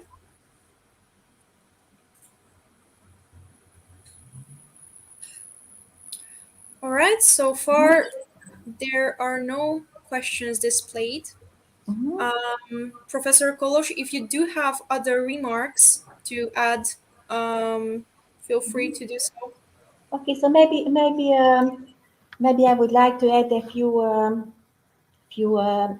information about how to prepare for the oral exam as part of the admittance of the process.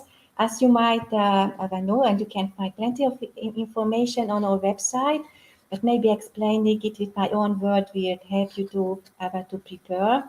Okay, so you will have an oral exam, which you will be graded on 100 points. You have to acquire a minimum 65 to have a chance to be admitted. Of course, it's not a guaranteed threshold, but just that's the minimal threshold. So what you can expect at the oral exam. First, there's going to be a motivation part in which we will ask what are your objectives with the program, how do you see yourself in 5-10 years, what are your achievements in your previous studies that you are proud of. And next we have a professional part where you will get a short business article. We will share it online with you, but it's really very short. It's possible to read within a few minutes. And then first we check whether you understand the business problem, both professionally and in terms of professional vocabulary. And next time you will have a question that we will discuss with you, some interpretation, recommendation.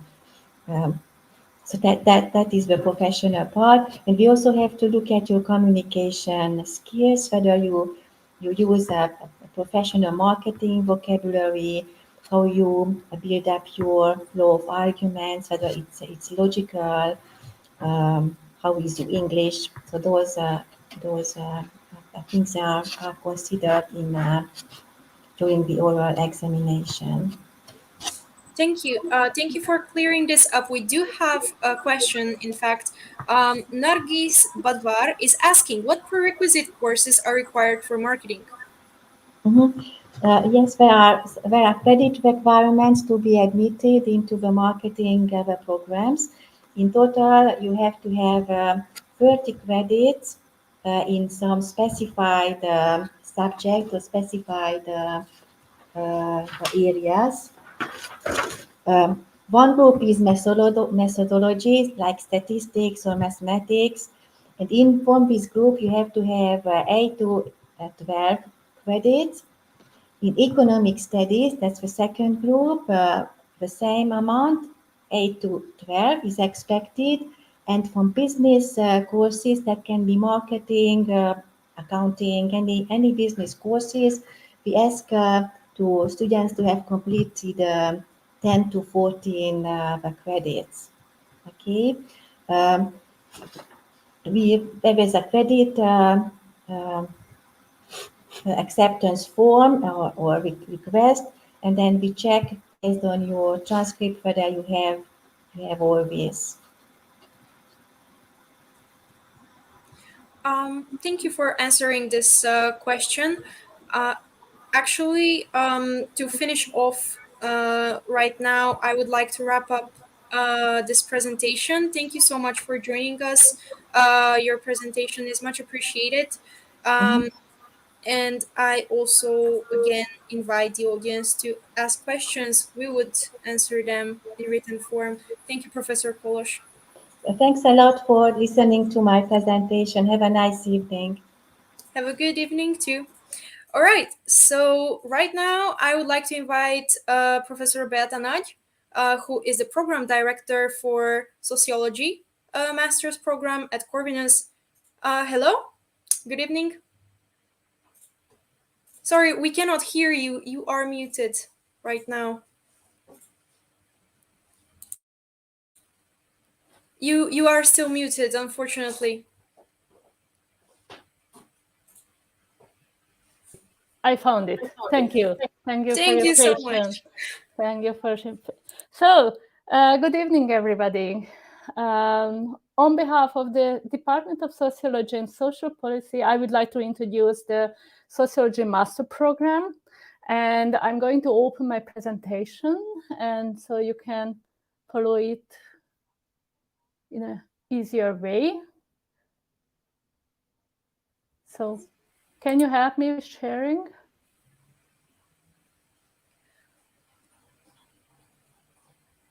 I believe you must be able to share. I started sharing. I do it again. It is still not visible, unfortunately. Yeah. And now? Still. Not yet. Right now we can see it. Thank you so much. Can you? Okay. Thank you very much. Thanks. So, okay, here we are. My name is Beata Nagy. I'm the academic director of this master program, and I will deliver this presentation together with the master student, Flora Kökéndi, who is already here as well. So what we would like to speak about tonight is, on the one hand, the curriculum and the main courses in the Sociology Master Program. And in the second part of the presentation, the main topic will be the student life, student environment. And finally, if you have questions, please write it into the chat box, and we are very happy to answer your questions. So it's a rather new program. At least it's a new program in English at the Corvinus University, because we started it only 3 years ago.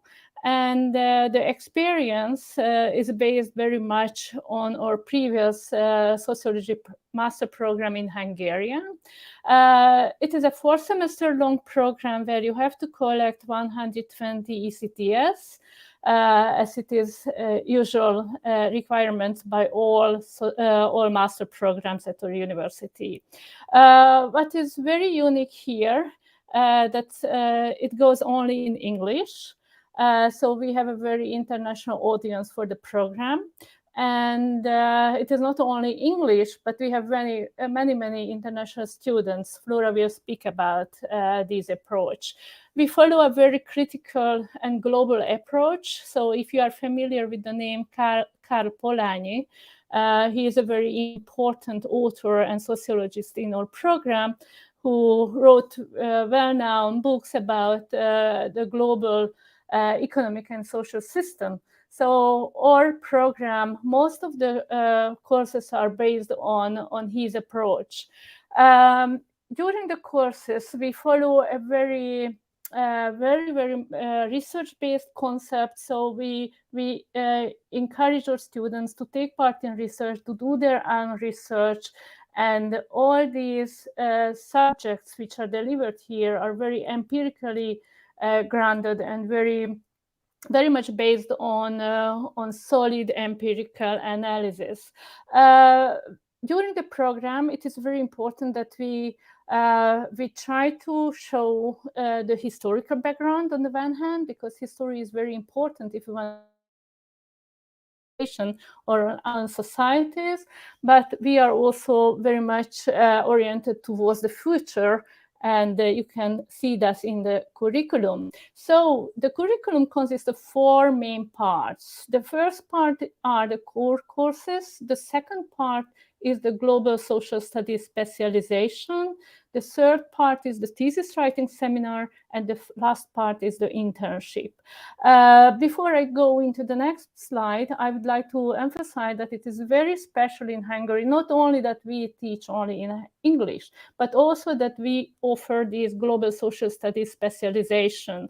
According to my knowledge, it hasn't been taught in Hungary yet. So if you want to study in a beautiful city, at a beautiful university, very global issues with a very international student community, it's the right place for you. So let's start with the core courses. I'm not going to list everything, but you can see that the core courses can be split into 2 main parts. On the one hand, the theories. Here you can see these theories of global social change on the one hand, and the theories related to technology and society, which is really a very trendy and attractive field. And as you can see, as a part of the core courses, we offer many courses in methodological courses, and each semester students have to take these courses, and they will receive a lot of practice and knowledge in quantitative and qualitative methodology. And I think it is, again, very unique in the Hungarian context, but even in the Central European context, that so many very well-funded and very well-elaborated methodology courses are part of the curriculum. The second part of the curriculum is the specialization. It starts at the very beginning of the study, and each semester there is 1 subject. You can see here the list of the subjects, which is very important for knowing more about these global issues. And these courses are delivered by our colleagues, but sometimes from time to time we have international colleagues as well. The third point was the thesis writing seminar. It's very typical for the Corvinus University, but that we devote lots of energy to have very good quality thesis. So the work together, it's really a joint work between the supervisor and the students. It's a 2-semester long joint work. Students have to make their own empirical research based on the statistical knowledge they acquired earlier. We suggest students go to students competition and publish their work if it's good quality. We have some very good examples already, actually. And here you can see at the bottom of the slide some topics which will be developed into a thesis, hopefully by the end of the coming semester. So migration, care work, urbanism, demographic changes, fertility. These are very hot topics in international comparison. And the last point is this internship issue. So the last semester, students have to take part in internship program. That is the main part of the semester. So it's very important that they will have experience with the labor market and with NGOs or for-profit organizations, and they also can spend this mandatory internship at different research centers. Here is the list of our partners. And now I give the floor to Flora, who will speak about more about the students' experience and the study environment. Yes, thank you. So from a student perspective, first of all, Corvinus University can You can join many student associations based on what interests you, and that can provide a lot of extra topic and also community, which is one of the advantages. Moreover, this sociology master differs in general because there is often a project research in work in focus in the classes. These are sometimes individual works, but more often these are group works or pair works, which helps a lot to discover how to cooperate in a research and how students can help to prove each other. In a Hungarian perspective, this master is like doing an Erasmus in your home country because of the surrounding of international students. And also I have classmates from, for example, Serbia, Italy, Jordan, Kyrgyzstan, Laos, and Ecuador. As you can see in the map, is really worldwide. And these diverse basically can create a lot of interesting and important discussion in the classes and help us understand more about, for example, the already mentioned global inequalities from first-hand experience. Also, I would like to mention that with the help of a lot of workshops and joint paper, is much more easier to arrive to your research project for the thesis, which is, as already mentioned, 1-year procedure. For us, basically, if we go to the next slide, you can see that there were a lot of extra curriculum which we take with the class. We spend a lot of time together outside university, also due to COVID situation. And one of the advantages of this program is really that is a good community because we are not many, but we can more easily talk with these small groups and do together the research project we have. So if you have more questions, I'm happily elaborating on those.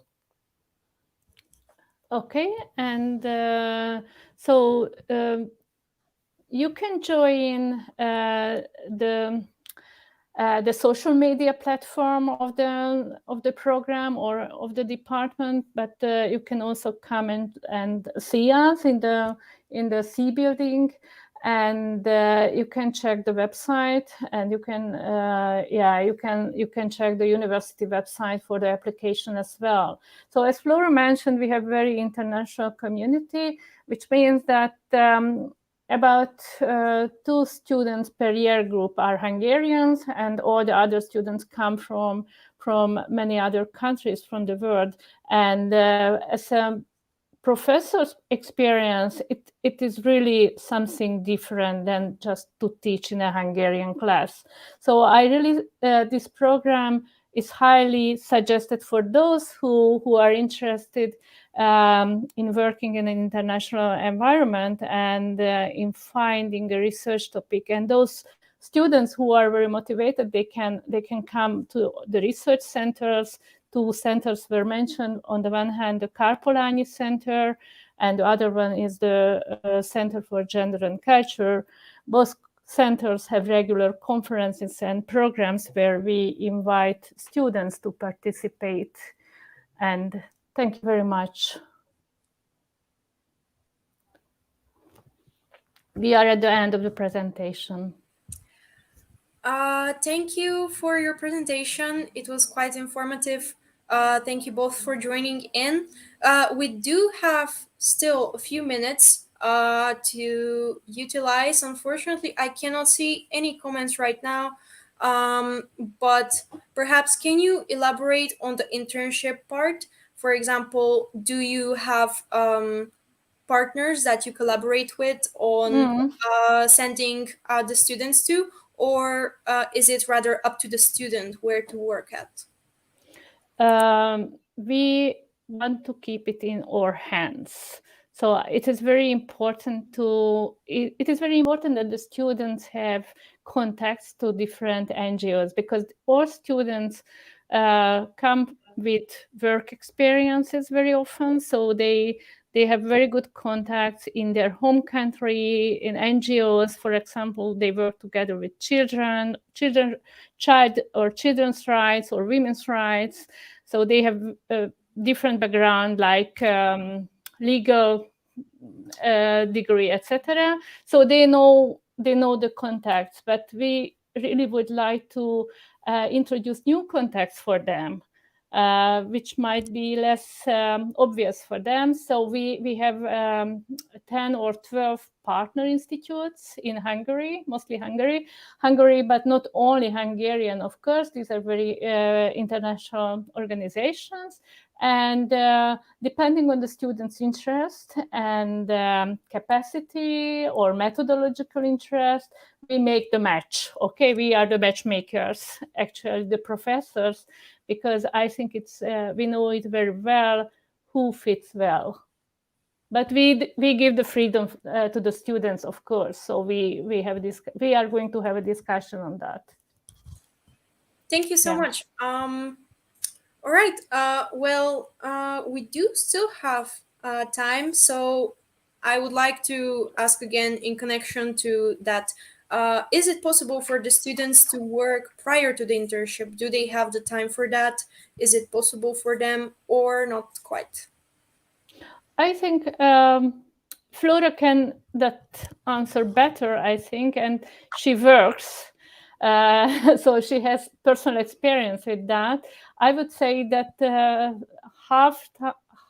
part-time work still okay, but more not really.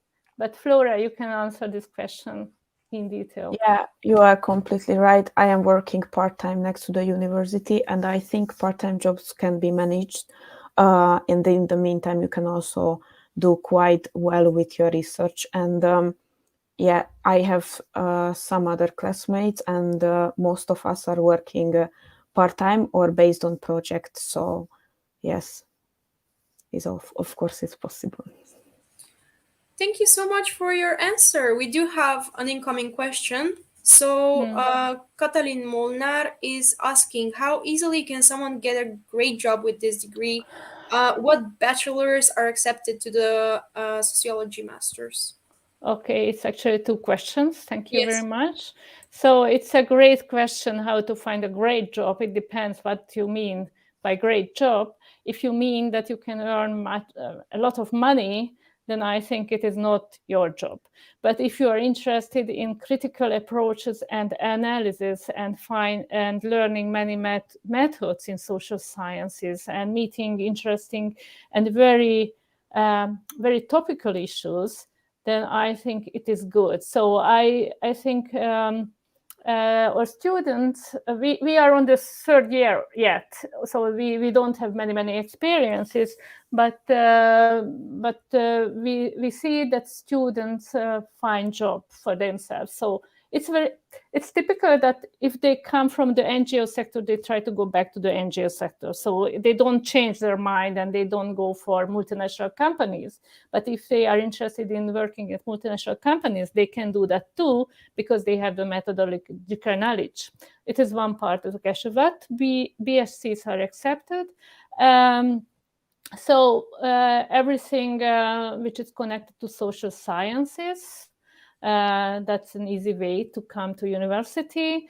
Otherwise, there is this credit acceptance process. So if you come from other subjects than sociology or social studies, then you have to submit this credit acceptance form, and we will give the answer. There are some catch-up courses. So in statistics and theories, there are catch-up courses. So those who haven't required sufficient amount of credits in social sciences, they have to take these courses during the first year, and they can receive more credits for that. So usually it is not a problem for having enough credits. Thank you so much for answering. Right now, unfortunately, I have to wrap up the presentation. So I would like to tell you that your presentation is much appreciated, as well as your answers to questions. So I would like to say goodbye to you too and introduce. Thank you. And I hope to see many candidates in the exam. Bye-bye. Thank you so much. Goodbye. So right now, last but not least, I would like to introduce Professor Antal Santai, who is the program director for Communication and Media Studies Master Program. Good evening. Yes, good evening. Thank you, Ina. Indeed, I am Antal Santai, head of this program, Communication and Media Studies Master's Program. Shall I start with my speech, or do you? Absolutely. Okay, so I did not prepare any presentation because I thought it's better to talk than to show slides, and actually I even don't think I need to talk very long about the importance of communication and media. We are sitting here communicating using a specific kind of medium, and after that certainly you will check your smartphones, checking your social media sites or emails or calls or whatever. You will probably watch TV or listen to radio, so you communicate, you use media all the time. So media and communication, or communication and media, are important in our present life, and certainly it will be more important in the future. By a good communication you can gain elections, sell millions of dollars worth goods or whatever. So I don't think you need too much arguments that we need very well prepared communication and media experts. And actually our master program at the Corvinus University of Budapest is aiming to do that. So in 2 years of this program, you will be certainly a communication and media expert if you fulfill all the requirements of the program. And this is actually also an internationally recognized qualification. I have here some notes, so sometimes I look on the side. So we have in major fields of the program, we have it includes interpersonal, social, strategic, new media communication, managing of media, and planning of creative campaigns. And just mention some of the subjects: creative visuality, cognitive psychology, digital publics, data journalism, and so on. So it's a quite colorful program in the end, and it's also very student centered. Not too many students, about 40, 50, maximum 60 probably in the program each year. So that means you still can work personally with students. I mean, teachers or professors can work personally with the students.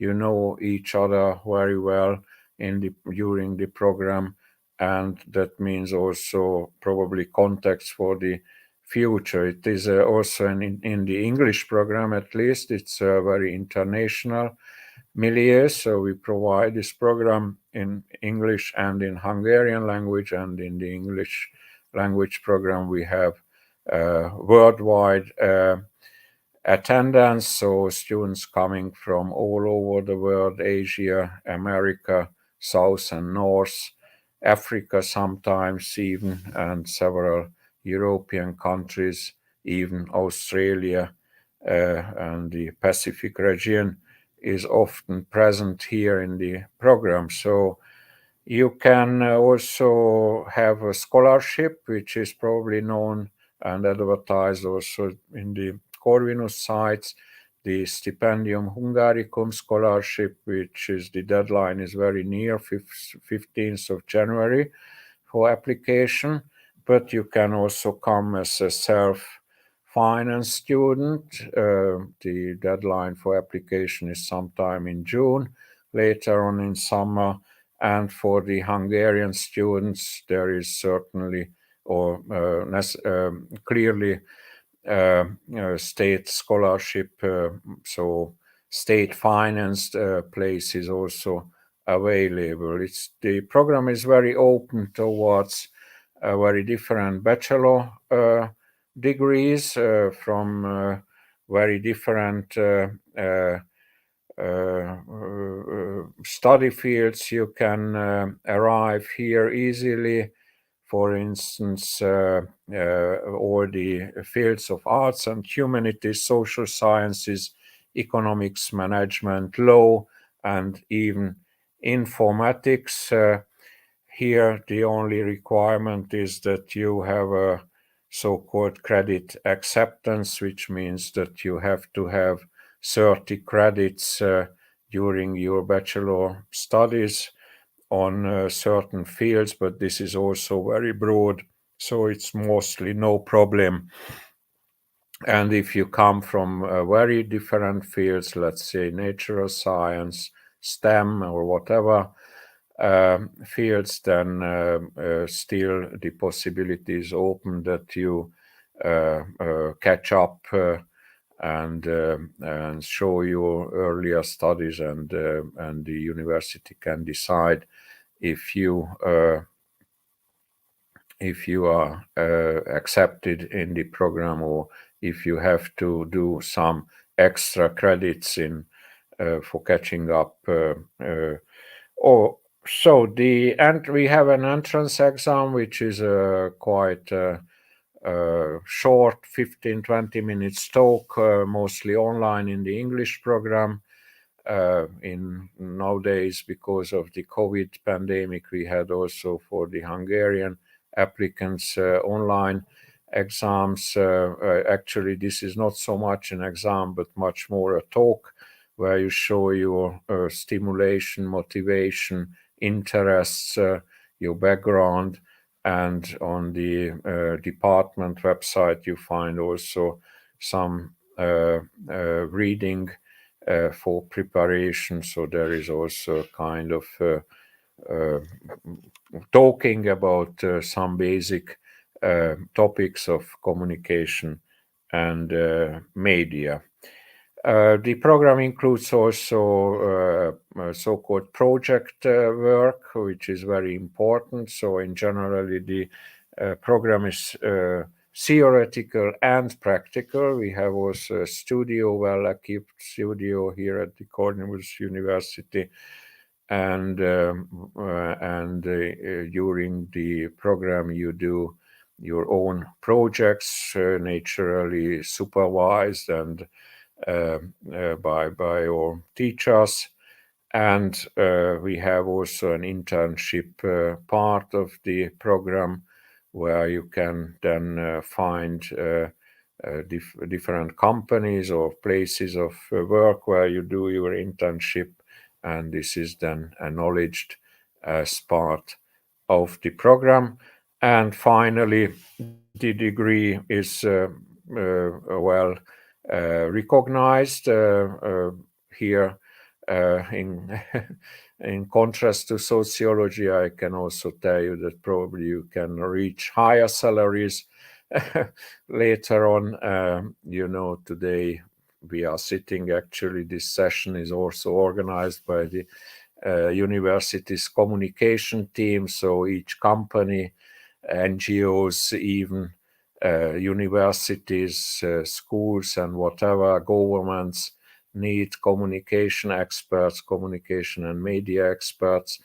And as I said before, in the future, this will probably even more important. One more point before I close. We have specializations also within the program. So in the second year, you can have some subjects specialized. We have two fields. International communication is one, or intercultural communication, if you like, and the other is political communication. Political communication, that means not only writing text for politicians, but that means also writing journals or whatever, so analyzing politics or analyzing news about politics. So this, if you are interested in these fields, and certainly this is not a specialization, but the program prepares you also to any kind of communication in different institutions. So companies, inner communication and outer communication of a company, for instance. So very wide fields are included in this program. And just to finish, why to study at the master level is also probably important to mention that the Corvinus University, and this is quite unique in the region in Central Europe, has also a doctoral school for communication and media. It's a joint doctoral school with sociology, but specifically communication and media PhD can be done here, and certainly the master's is then the antichambre or the step before entering this doctoral program. So if you are interested more in research, academic life, whatever, then it's also a good choice to join the communication and media masters at the Corvinus University of Budapest. Thank you, and so I'm open for any questions. Thank you, Ina, for... Thank you so much, Dr. Santai, for your presentation. I mean, oral one, but still quite informative. I would like to ask one question on behalf of the audience. Yes. So, you mentioned there's an internship. How long it is exactly, and how much time does it take of the student time? This is organized as a kind of course, so one semester, and I think 40, I'm now not totally sure, but I think it's about 40 or 60 hours internship. Yeah, so this is what you, but you are not bound to that specific semester, so you can do it in summer or any time during the program, but then you have to show the evaluation or a kind of document that you did it. So it's mostly we help students to find a place, internship place, but mostly it's their own job to find out, or their own interest where they would like to do it. Many students, especially in the master's program, are working anyway, have some kind of jobs, and that's often connected to communication and media, and often recognizes an internship too. Thank you. And would you say that graduates jump straight into work after they graduate? Yes, I would say I don't have right now the specific surveys on this, but within very short time, within 1-2 months, is most of the students after graduation or after earning their master's diploma, they have a stable job in the labor market. So it's not complicated to find a job with communication and media, certainly. Your answers are much appreciated. Once again, thank you for joining us, being here.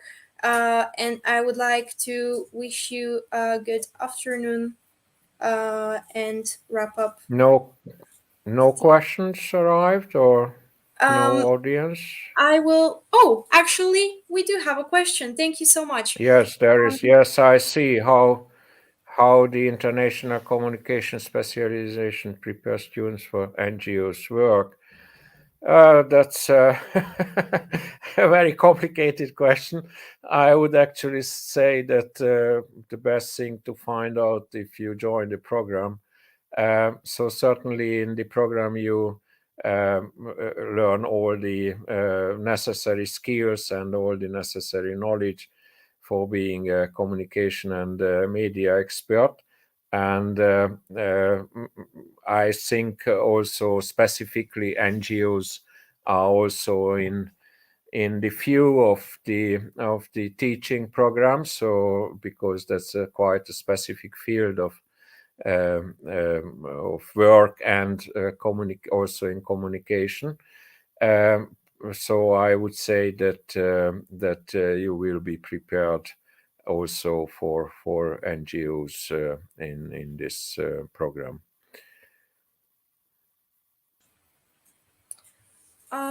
Thank you for your answer, and thank you, Mai, for your question. Would you like to add anything? No, I thank you. If there are no more questions or session is over anyway, then Ina, thank you very much, and see you probably tomorrow in the Hungarian. Thank you so much. Thank you for being here and joining us today. Have a nice evening, and thanks for guiding me through this session.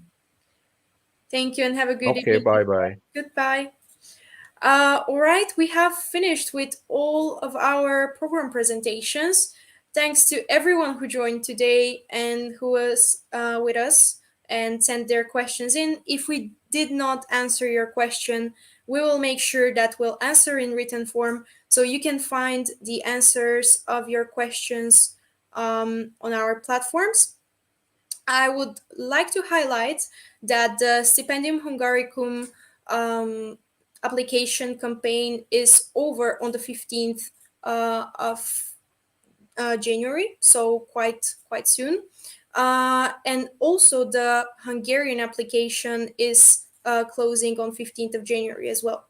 However, after the Stipendium Hungaricum application deadline is over, you can apply through the international application system. So make sure to follow on our platforms, check on our website when we open the application for international self-funded students. Tomorrow we'll continue the event with our Hungarian master's programs. The session will be held in Hungarian, and you'll find out more for the Hungarian masters we offer. So make sure to check in if you are a Hungarian who would like to study in Hungarian language. Thank you so much once again. We really appreciate joining in and checking in with us. And I'm wishing everyone a good afternoon or whatever time of the day is at your home country. Thank you so much.